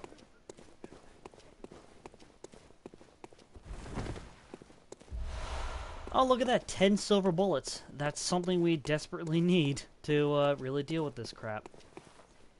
And here is where we go into that fight. actually. Bolt Hunter's Mark. There's nothing else around here we need to pick up. So we're going to... Oh no, it's over here. Here's where I was looking. That's where we gotta go fight him. Now, I'm not sure if you've had seen it before already, but when it comes to certain one second as I look over this. Okay, we can't do it because we need insight. All right, that's fair. That's fine. We can easily do this fight with just by ourselves if we do it properly, and at this point we probably can do it. It's just gonna take some quick thinking and patience. We are not gonna make the same mistakes we've been doing with the mobs, because these mobs are probably more of a difficult thing to really be mindful of. So we're just looking around, making sure that all the items that are around here have been picked up. Because once we get this dealt with, there's no way that I want to really miss anything. But once we get this boss beat, we'll be able to take care of most anything else in the area. But that particular red light that was just up there is actually a summoning position. In the Dark Souls games, and in Bloodborne as well, depending on certain factors, so like in this case having insight, or in Dark Souls 3, if you're embered, you have the ability that you can summon NPCs or player characters if depending on the game you're playing, to come and help you with boss fights.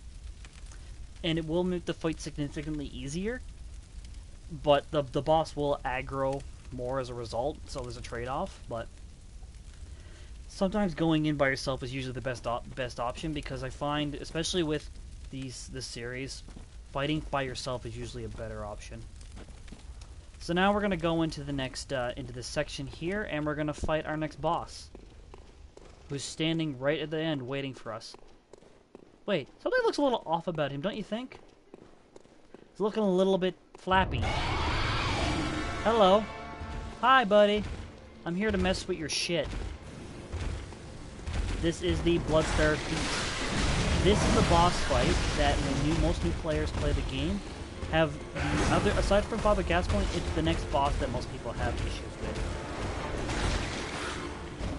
Because this guy is extremely quick, it's hard to keep track of, and if you make one mistake, he can mess with you really quick.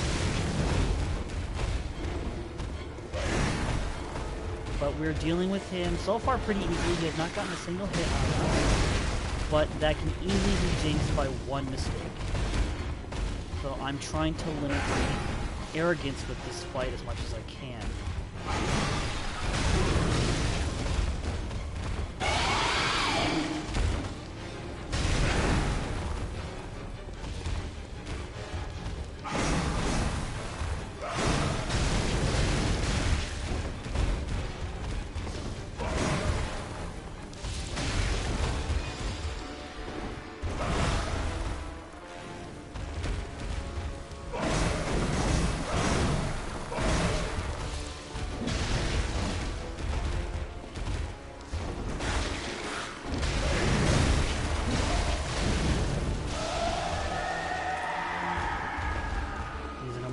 Aggravated state now, so he'll probably do a slew of new attacks. He'll probably have oh, he has a ability that when you're in it will poison you. Okay. Let's see if we can get a moment to get an explode. Here we go. Perfect. Oh, that's our first hit that we've taken. And it's a painful one. Oh boy. Oh, ow! Oh, that was a tough first run. Okay, I see the issue I had there. The fire papers were the perfect way to go. The issue I had was I was using my antidotes very poorly. And that's actually something I forgot about the Bloodstar Beast. He has that innate ability to basically just do that at that last phase of the fight. So we're going to remedy that really quickly and just equip them right there. Now, I got an idea for this pungent thing. probably going to work, probably not going to work. We'll have to wait and see. But we're going to go take that path, and what we're going to do, instead of just fighting everything piecemeal, we're going to run straight through and go right into the boss fight. Because now that we know what he is and what to deal with, we're just going to go right into it and just take him on as we go. Sometimes you don't need to fight all the enemies that are in the area at once. You can just deal with what you need to deal with. Which is why I don't mind running through some of these areas. Except for when this shit happens. Now, you know, you go fucking die in a hole. You can tell I'm becoming very hateful towards these particular monsters.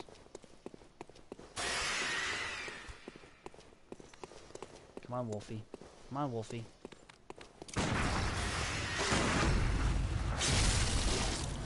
Ooh, what a parry. He's dead. Another bloodstone shard, which is perfect. Run up here. Like I said, we're just gonna rush through everything. Ooh, I never even noticed you earlier. What do you have? What do you have for us? You have more bloodstone shards. Excellent. More upgrading for later. Always good to have that upgrading. Always, always good. And look at that, we can summon Alfred this time, because we have insight. So we're going to do exactly that. Maybe that'll make the fight a little bit easier. We can only wonder how it'll go.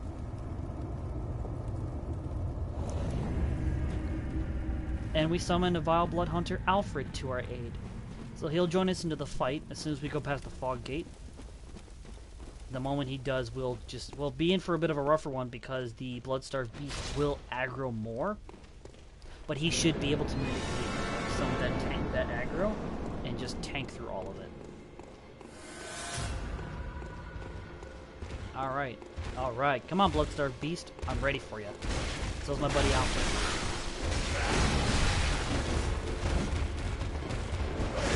Now, the only difference we have with this fight is we do not have the fire people like we did before.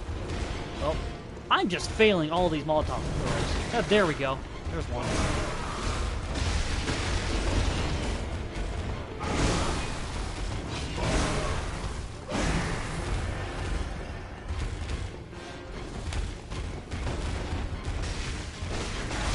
From the looks of it, as you're seeing what Alfred's really, he's really circling. It looks like some kind of a blunderbuss.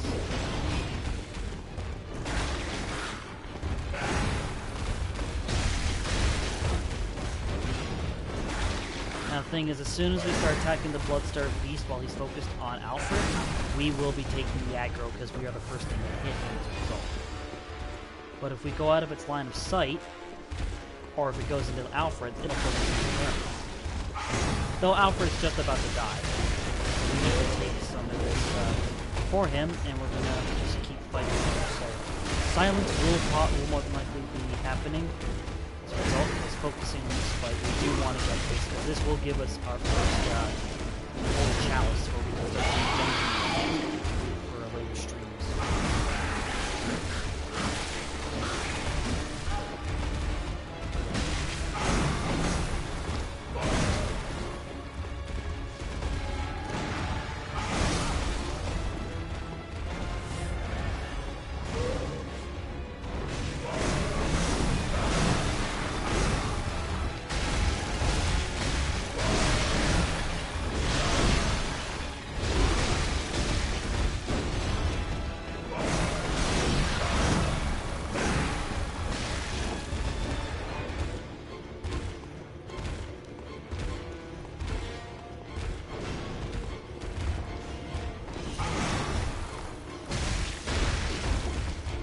Following that golden rule of smack that booty.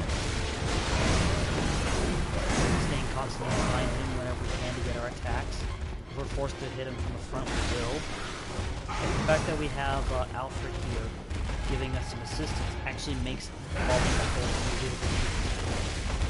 Now, we're going to have to be careful because of this next part, because we will have that poison, and we have, now that we have the anti-attack, we can use it to do it pretty quickly, so we won't die as quickly if he manages to aggro us. Or Alfred's not going to break me, so we're going to have to take some.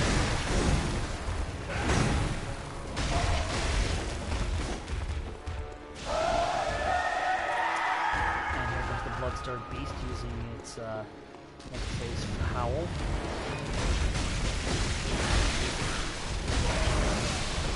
I'm going to use this real quick just because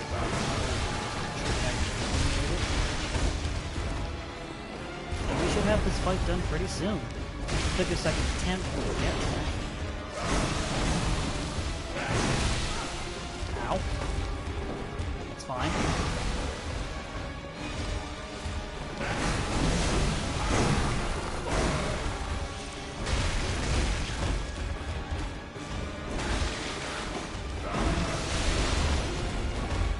And we're going to back up, since we have that spell poisoning. And we're just going to get ourselves in a spot where we can easily deal with things that are going on.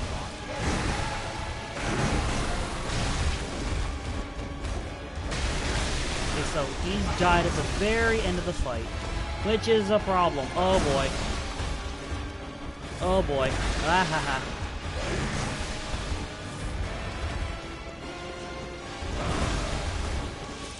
Just get some solid hits and if he stays still long enough.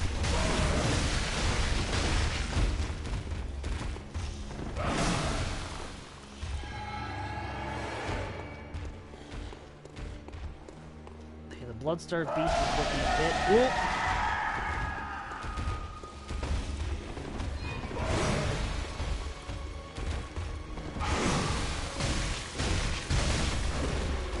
And there we go. No more of the Bloodstarved Beast. And we get our first Holy Chalice, the Thumeru Chalice. So let's take a look and see what this says. See what lore pieces we can get out of it. The Thumeru Chalice, ritual chalice found in the Church of the Good Chalice. Say that 20 times fast. Used in a ritual at the tomb altar in the Hunter's Dream to break the seal of the old underground labyrinth. Let the chalice reveal the tomb of the gods. Let blood be the hunter's nourishment. And let ye partake in communion.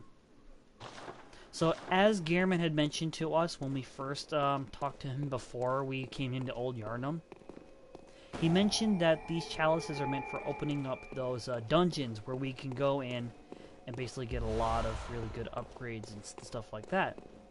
So, now that we're done here in the Bloodstarved Beast boss arena, there's no more reason to be in Old Yharnam, so we're going to head back to the Hunter's Dream and go back the other way.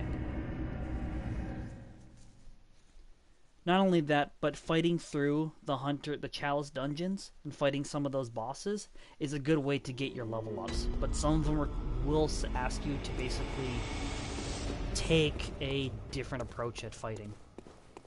It's the price to pay for doing such good things in the midst of all of it, but you have to make... Oh, excuse me. Lord, I keep hiccuping. Okay, so we're going to get rid of this. We're going to activate and use that Cold Blood Dew we picked up. Because now that we have it, we actually have enough time to go into that one area that we hadn't gone into yet. Which, now that we can, is going to be a whole lot easier for going through the next section. Because once we do that fight, we'll be a whole lot better off.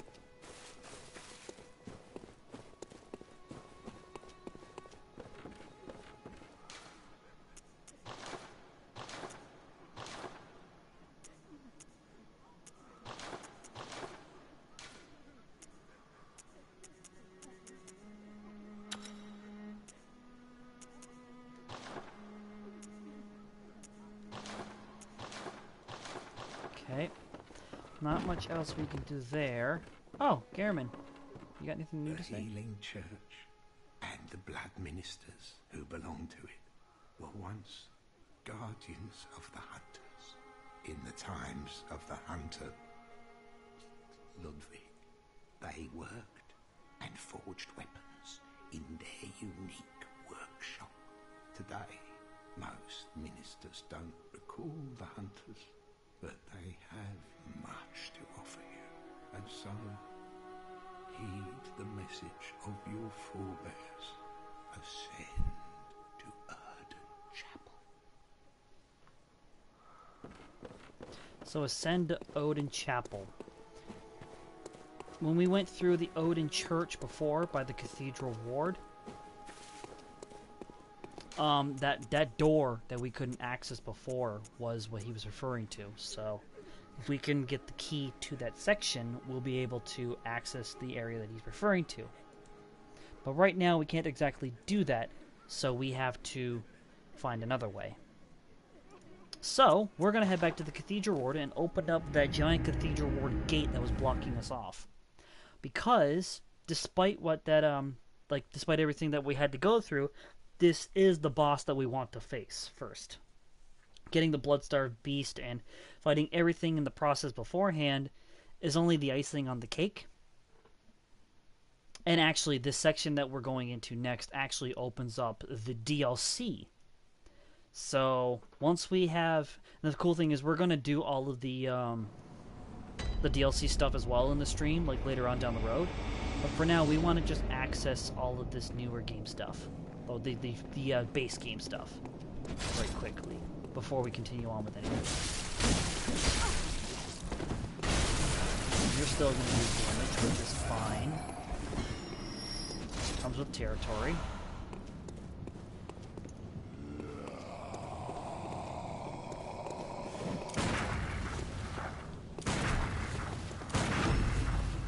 Okay, I'm just going to parry you if you die in a hole.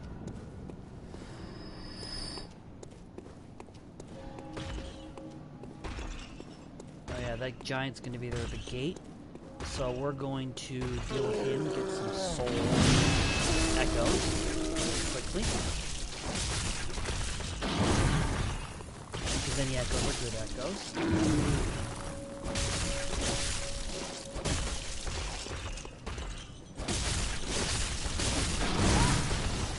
Ow. Man, I just wanted to give you a hug, but okay, you can go die in a hole instead. Pick up some more blood vials, which is good. And now we can access the Great Cathedral Courtyard, now that we have the seal that we need.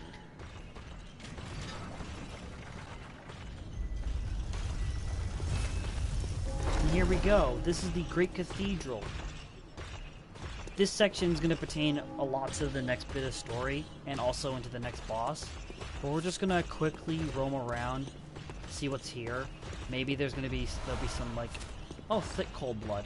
That's similar to the cold blood deal we had before, but it's a stronger version. But essentially, all of these, all these things that we're seeing around here are essentially, fuck! Oh, right. This game is a flamethrower. I forgot about that. I mean, it puts a new meaning to the term being a flamer. So, take that as you will. But all of the enemies, actually, funny note, all of the cane walking guys and the giants actually serve the healing church. And when we do this next fight now in a few minutes, once we get there, you'll see a change in them as we go through. They're only the way that they are because of the hunter's dream. And that also pertains into the story as to why they're like this. Funny thing, I found this out when I first played the game, and it kind of floored me, but when you have insight, these guys with the lamps, if you have enough insight, apparently those lamps fire laser beams. I kid you not. It is the most bullshit thing I've ever heard, but it is really very well. I personally never had it happen in my playthrough, like when I first did this by myself, like not stream, like just my single playthrough. So when I did it, I was slightly happy but disappointed that it never happened to me. But I think it might have been better off that I didn't have it happen, because I'm pretty sure if I did, I'd probably be crying. Because think of a lantern that shoots laser beams that fluidly. It's kind of a scary thought. Oh, hi, fire sprayer. I don't want your flame. Kill you, get my souls back. My souls echoes back. God, I keep saying souls so easily. Another thick cold blood. Get your attention.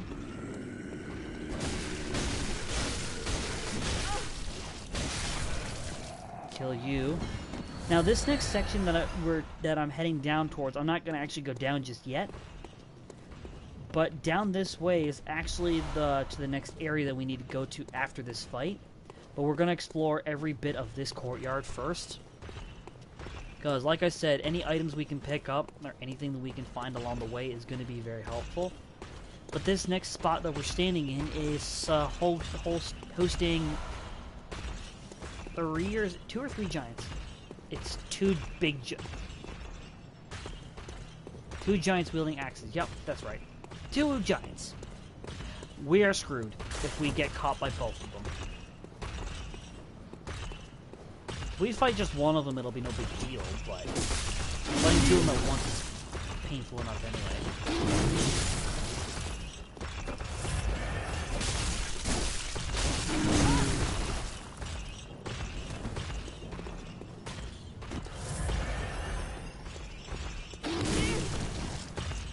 Oh, he has that reach attack too. Great.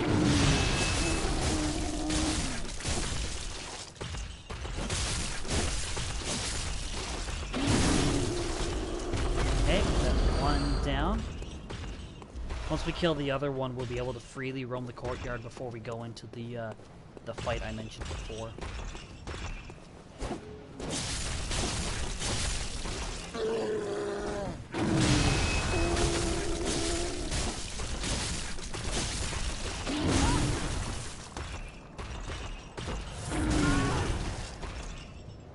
Just ow.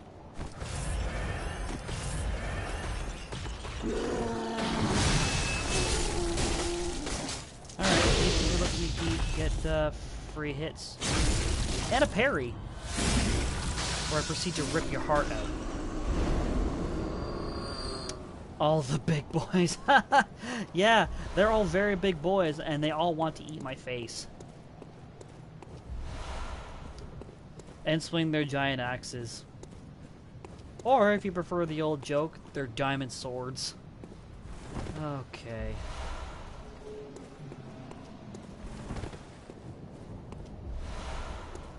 Now, the next area we want to head to is up this way. But what's this? The gate's closed. It's closed by a device. We'll need to find a way to get up there. Now, let's see. No path up that way. Funny enough, the gate that was by the cathedral ward over in this direction is actually over in this direction over here. So we will be coming back to that gate, like I said before, at another point. We just need to backtrack and get there first. And we have to do it by taking a different... Oh! Yeah, hi! I forgot about you. Those are things. These tentacle-looking monsters are all over the world.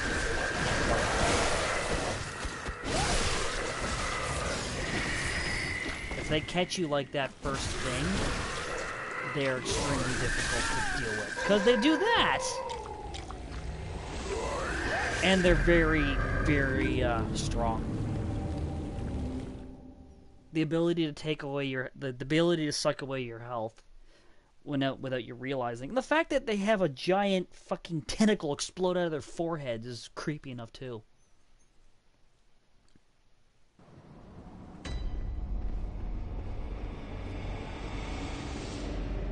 So let's go and backtrack yet again to where we just were.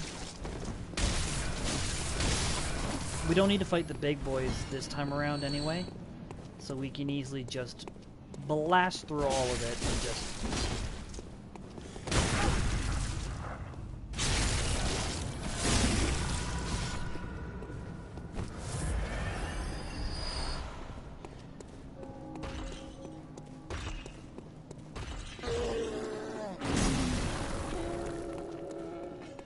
I'm grateful for one thing, that these giants do not move that fast. It would make this game much more difficult.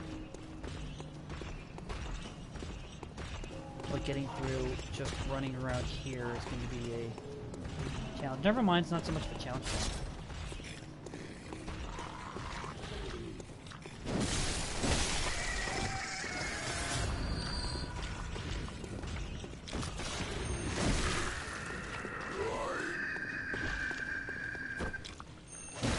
Best way to deal with this fucker is just kill him from a distance, really, and not let him grab you.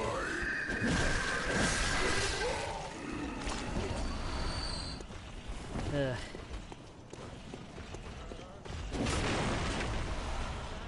Sometimes dealing with the monsters in this game can be a little bit taxing on your soul.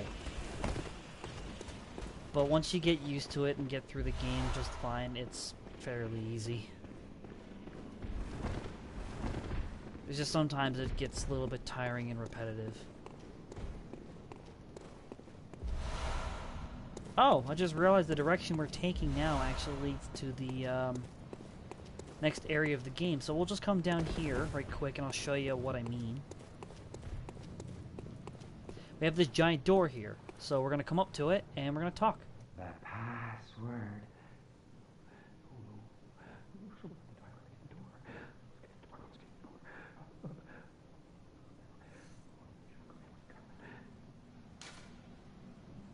So when we come up to this door first, it'll just tell us to keep quiet. We need a password. Now, funny thing is, we have to go back up to where the Great Cathedral is because the password is actually behind that boss. So we need to get into said boss room and kill the boss and move forward. And for the record, this boss that we're going to fight is probably one of my favorite in the entire game. There's only one boss that I like more than it, and I haven't even fought it yet because it's in the DLC. But in this part of the game, it's a lot of fun. Oh boy, this guy.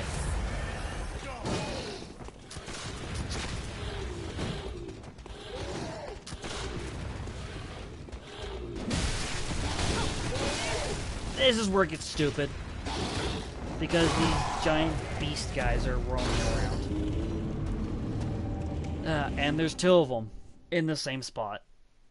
So trying to basically play a passive fight backing up like I was before is not going to be as easy. Mainly because of the fact that they're so close together. It's just not doable.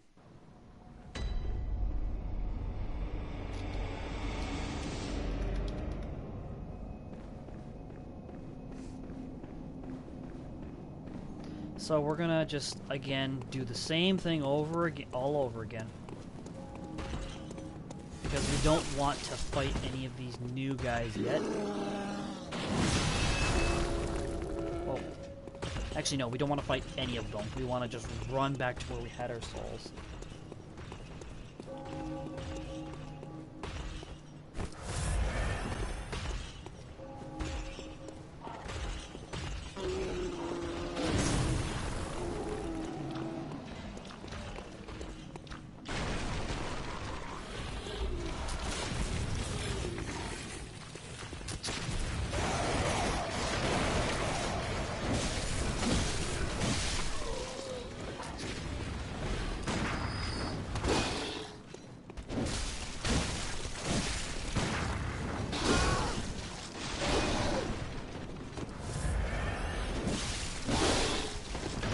Okay, he's dead. Which is good, because I don't want to fight that guy again. There's still another one we have to deal with up top. Now, the fact that you can shoot me, but I can't shoot you is not that fair, so I'm going to get an angle where I can shoot you.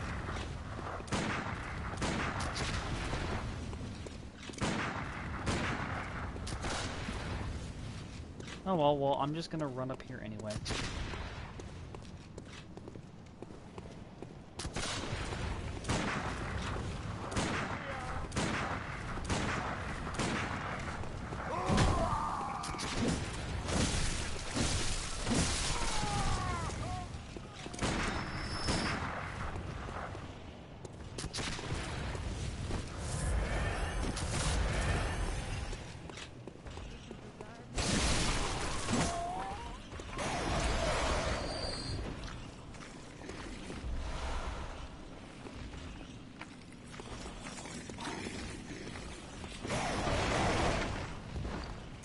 Now, do we have any? No, we don't.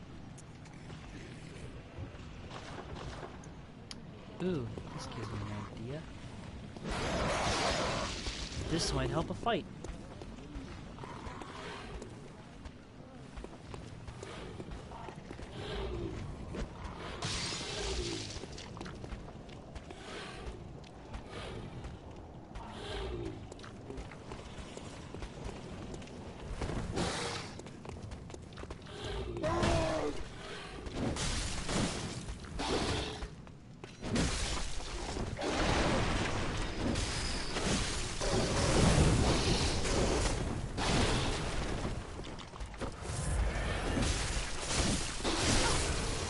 Alright, so this time around it wasn't as difficult to get through them.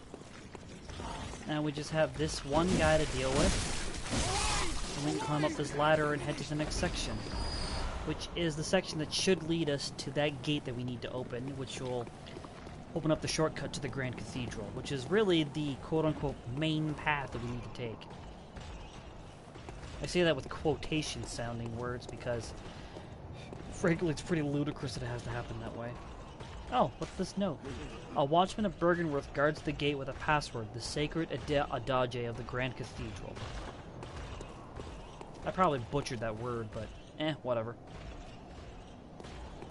So essentially, it's just saying that we have to find that particular word, and, well, we're going to pretty soon.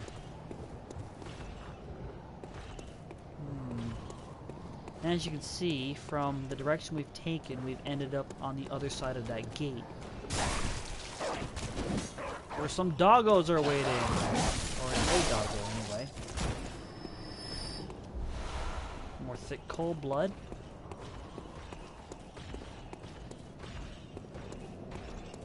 We can activate this switch. That opens up the main gate to the cathedral. And if you notice here, we have another pathway. We're going to quickly grab this, and we're going to take that last pathway before we head towards the boss fight. And look at that. This connects into the door just outside the... Hey! Hey now! I don't interrupt your monologues, do you? Or your dialogue.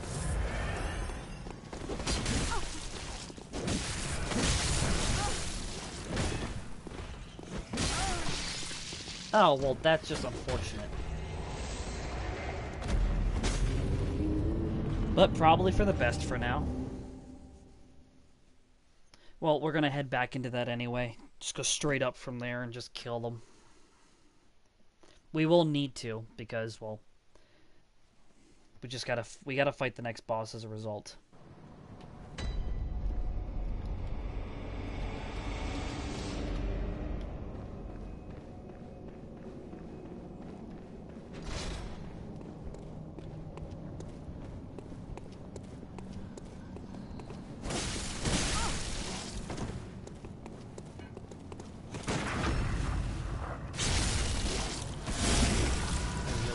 Fucking Kane guys too.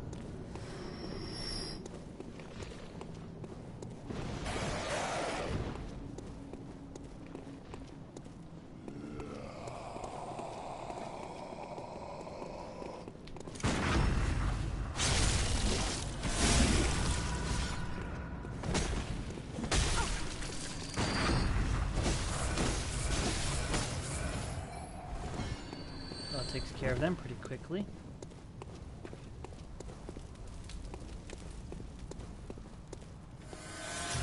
That goes back, and from the looks of it, we can use some insight to get a summon, which we can get right to the next boss fight. I'm only doing this to see how much different the fight will go as a result, which might not be that much, but it's worth taking a look.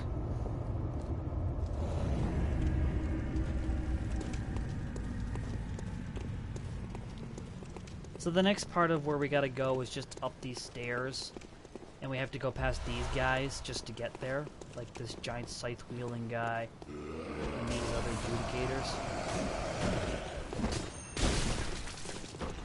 And with Henriette here, we'll be able to get through. Oh, or not. Fuck. That's just unfortunate. I really screwed that up.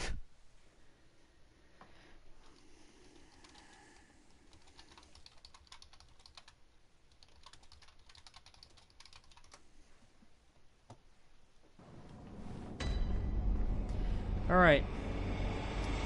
This time, no more games. We're gonna actually try to get into the cathedral. Because we do need to get in there to actually advance to the boss fight.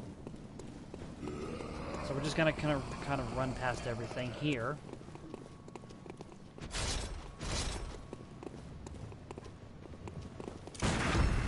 Trigger our parries to deal with these guys quickly.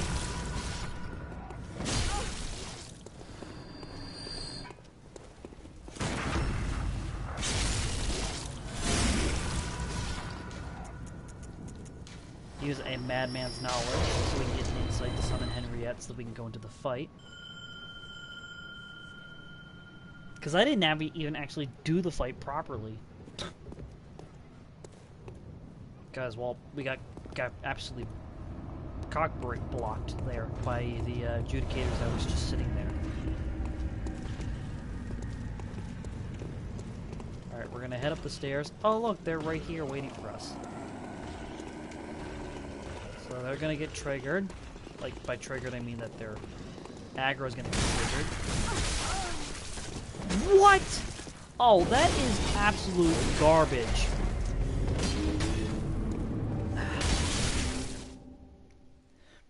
No, it's not really garbage. It's actually just me being stupid. Doesn't help that it's 11 o'clock at night and I'm almost running on Steam. But we will get to that boss fight because I do want you guys to see this boss. And it's going to be absolutely beautiful once we get it.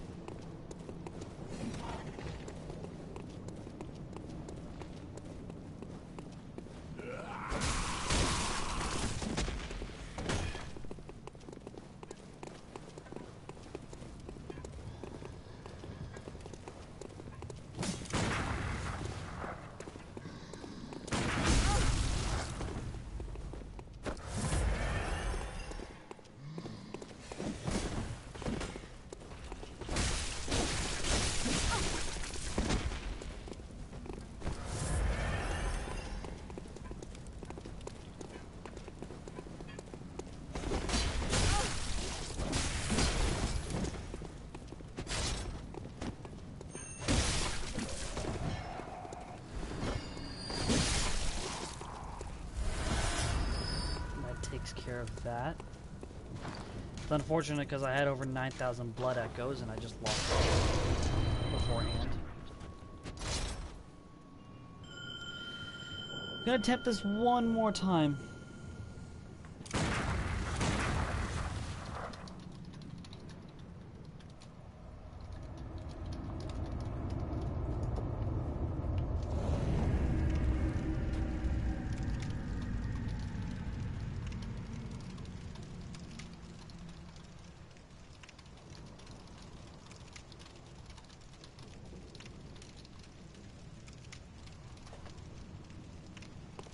Okay, now that we got Henriette, we're gonna try and deal with these two bozos that keep appearing up on this staircase here.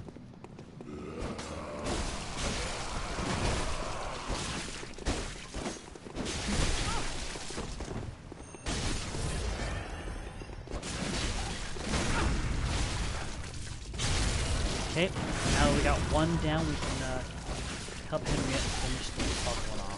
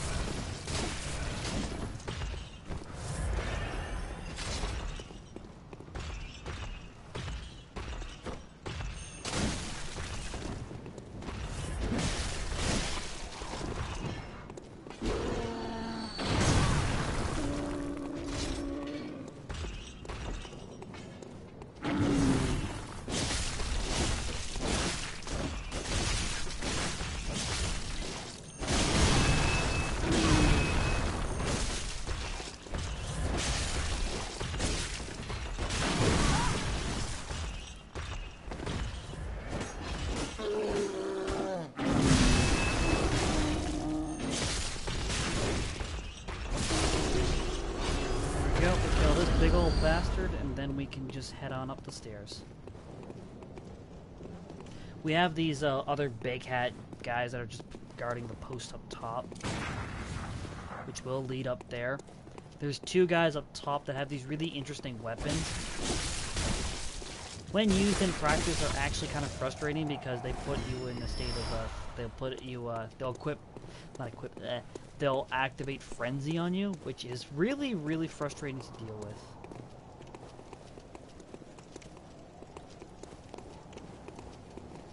And it's these guys here. If they hit you with these giant staves, they'll put frenzy on your character.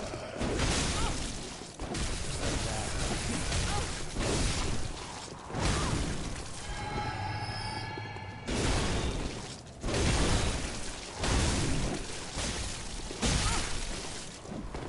Oh dear.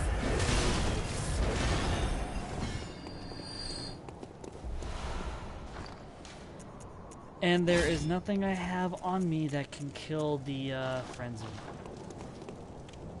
Which is okay. But now we have no blood vials, so shit. We're gonna take a quick look on these other branching paths right quick to see if there's anything here. And there are a couple things here around this direction. Mainly down there, but we won't be heading that way just yet. Because we need to head up and fight that boss. Which, here's hoping, doesn't take too long.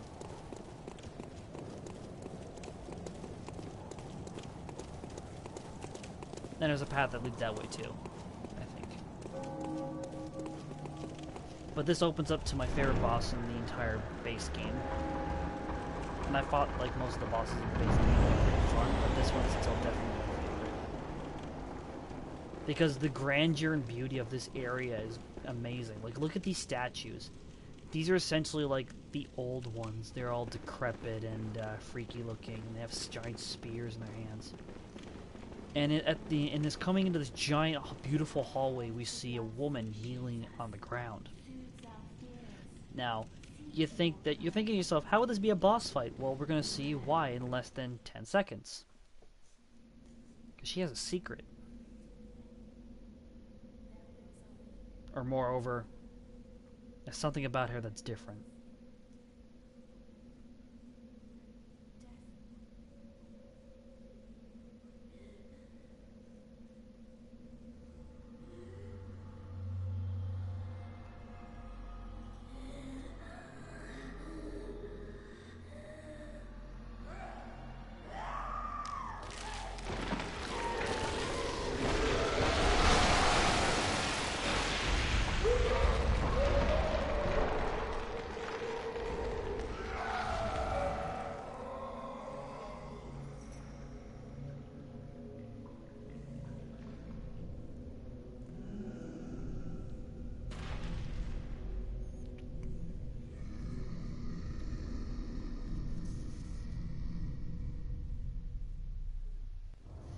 Yep, this beautiful young woman kneeling in the middle of the church becomes this giant monstrosity called Vicar Amelia.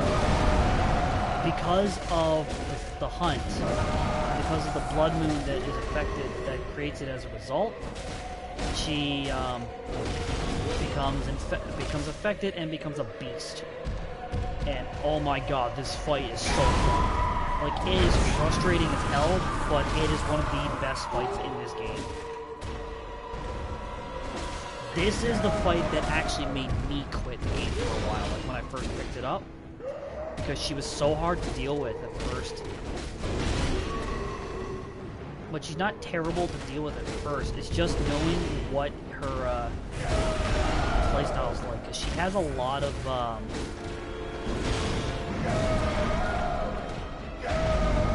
she's very aggressive at first, but if you just stay behind and smack that booty, then you're perfectly fine. So, like, compared to, like, most fights, I have 0 blood, I have 0 vials, but I'm dealing with this fight a lot better than I had before. But from here, if I take another hit, I'm dead. Straight up dead.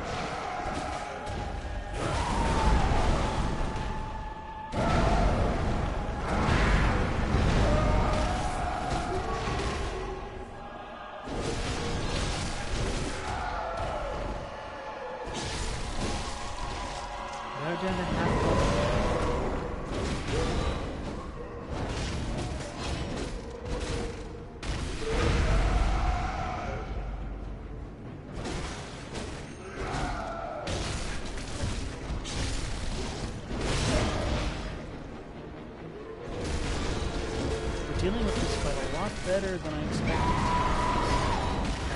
This boss that usually gives me trouble. Maybe it's because we have Henriette here assisting the fight. Oh, I spoke too soon. And there's the first death.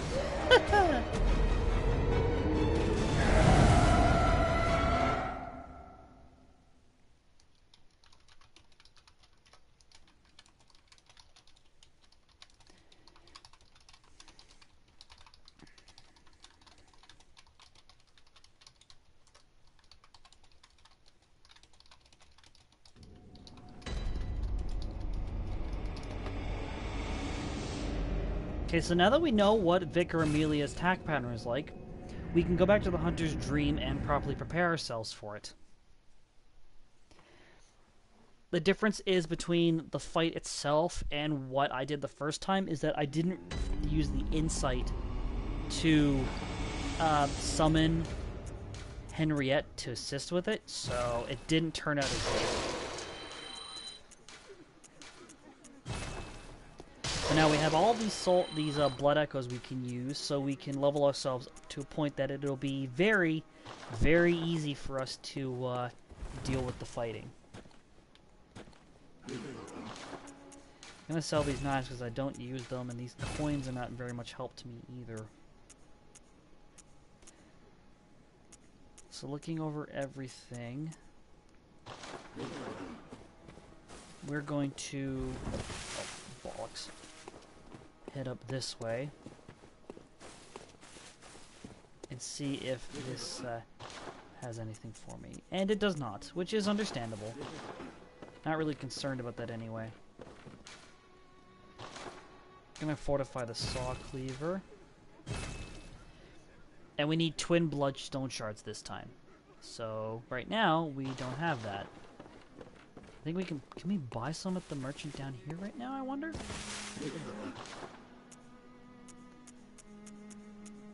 No, we can't.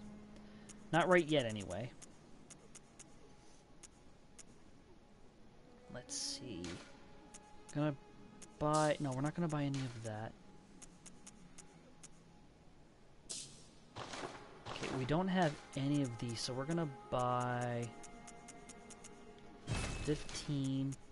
I'm just gonna buy 10 of this. We're not gonna do a whole lot of, buying up with stuff like this right now. We just want to make sure that we have enough to deal with the threat. There will be times where the doll will be sitting down like that and she'll seem distracted. What is it you desire? Very well, let me... But it's part of the storyline as to why that happens, so... okay, we can't get anything right now from what we do have. So we're just gonna commit all of the blood echoes we have into more resources.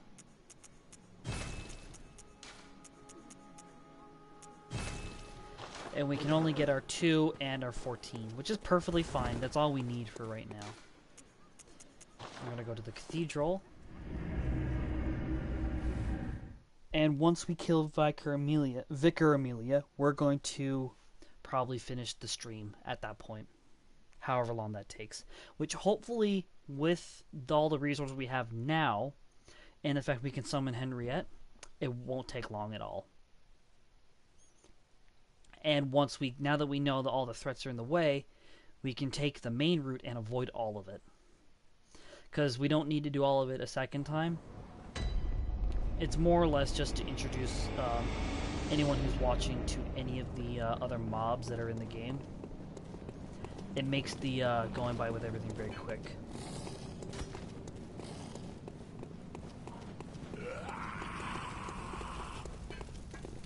So we're gonna quickly summon Henriette. These two jokers are gonna come around, I guess.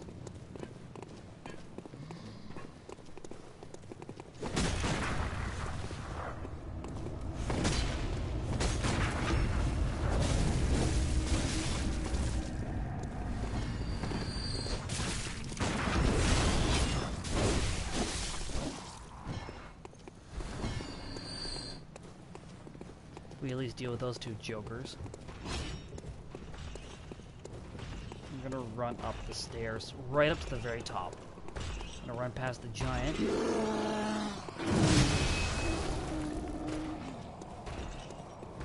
Henriette will fall straight behind us anyway, so we just need to get to the top of these stairs, not get hit by any of the curse that those guys have, like the frenzy.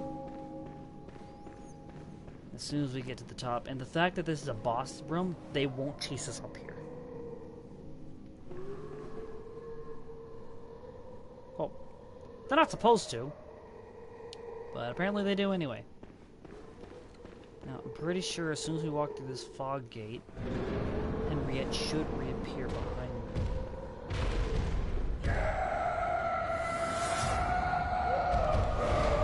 Or not. Ow, fuck. Should have been paying attention. This is where she catches you. If you're not paying attention to the fight that's going on at present.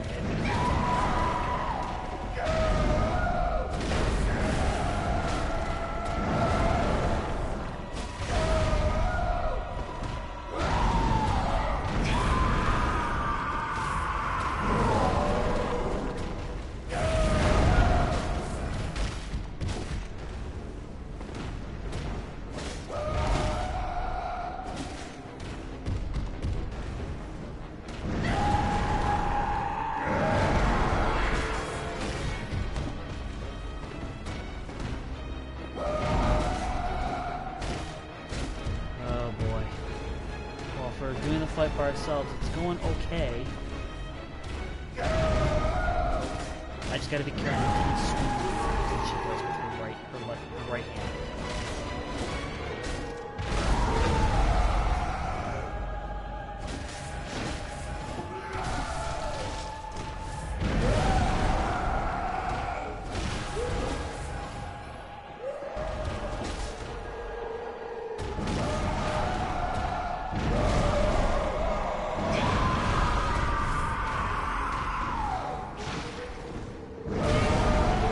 Slam always caught me off guard no matter what. No matter how well I'm using this game!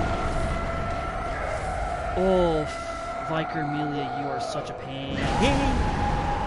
God damn it.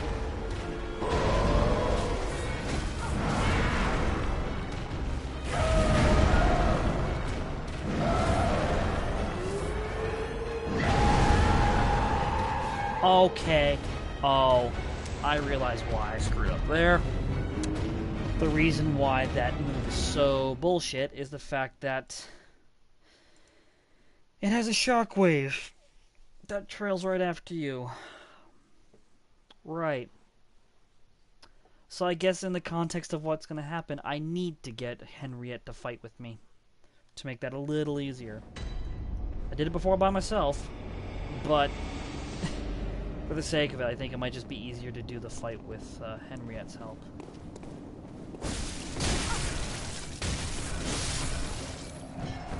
So I'm going to be breezing through everything really quickly if I can, with like fighting the mobs and everything.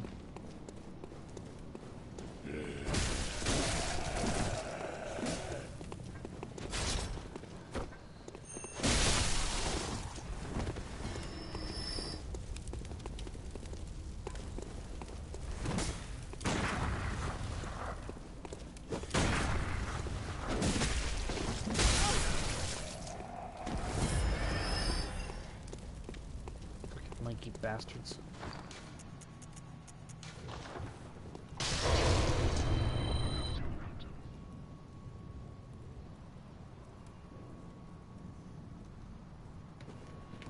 Alright, let's summon Henriette, and we're gonna get to the boss as quickly as possible so we can try to fight her again.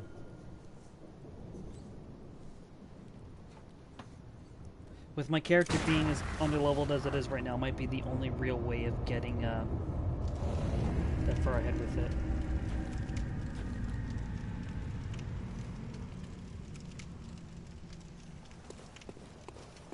So we're gonna take the shortcut.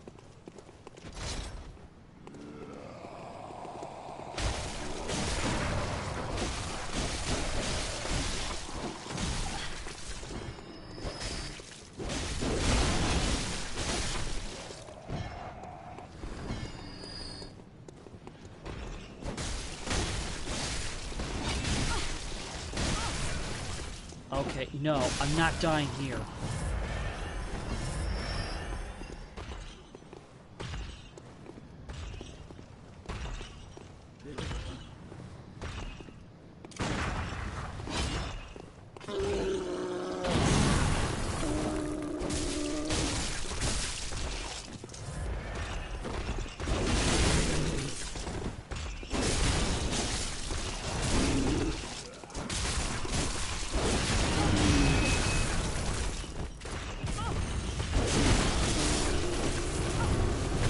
Okay, you know what?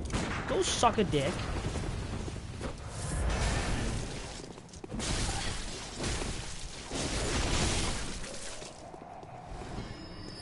Ugh. Fuckers. Ugh. That's really frustrating when stuff like that happens, frankly. Some bullets, which will be helpful. Nothing else to pick up down here. We're gonna head back up with Henriette, and we're gonna just get into the boss room.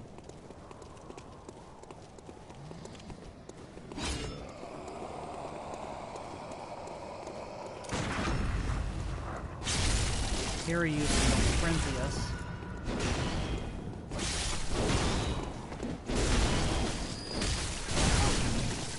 Never mind. Oh, fucking hell no.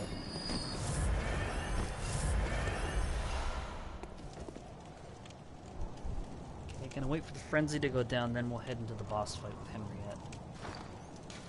There's nothing else that we can use at the moment. So we're just gonna have to just do the best we can with what we have.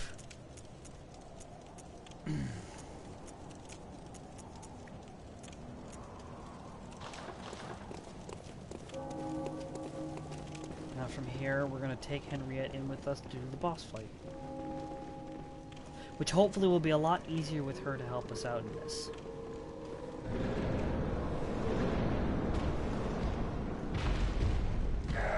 Attempt number 3.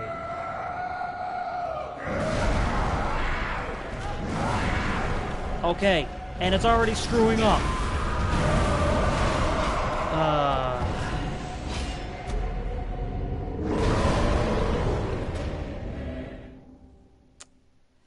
Well,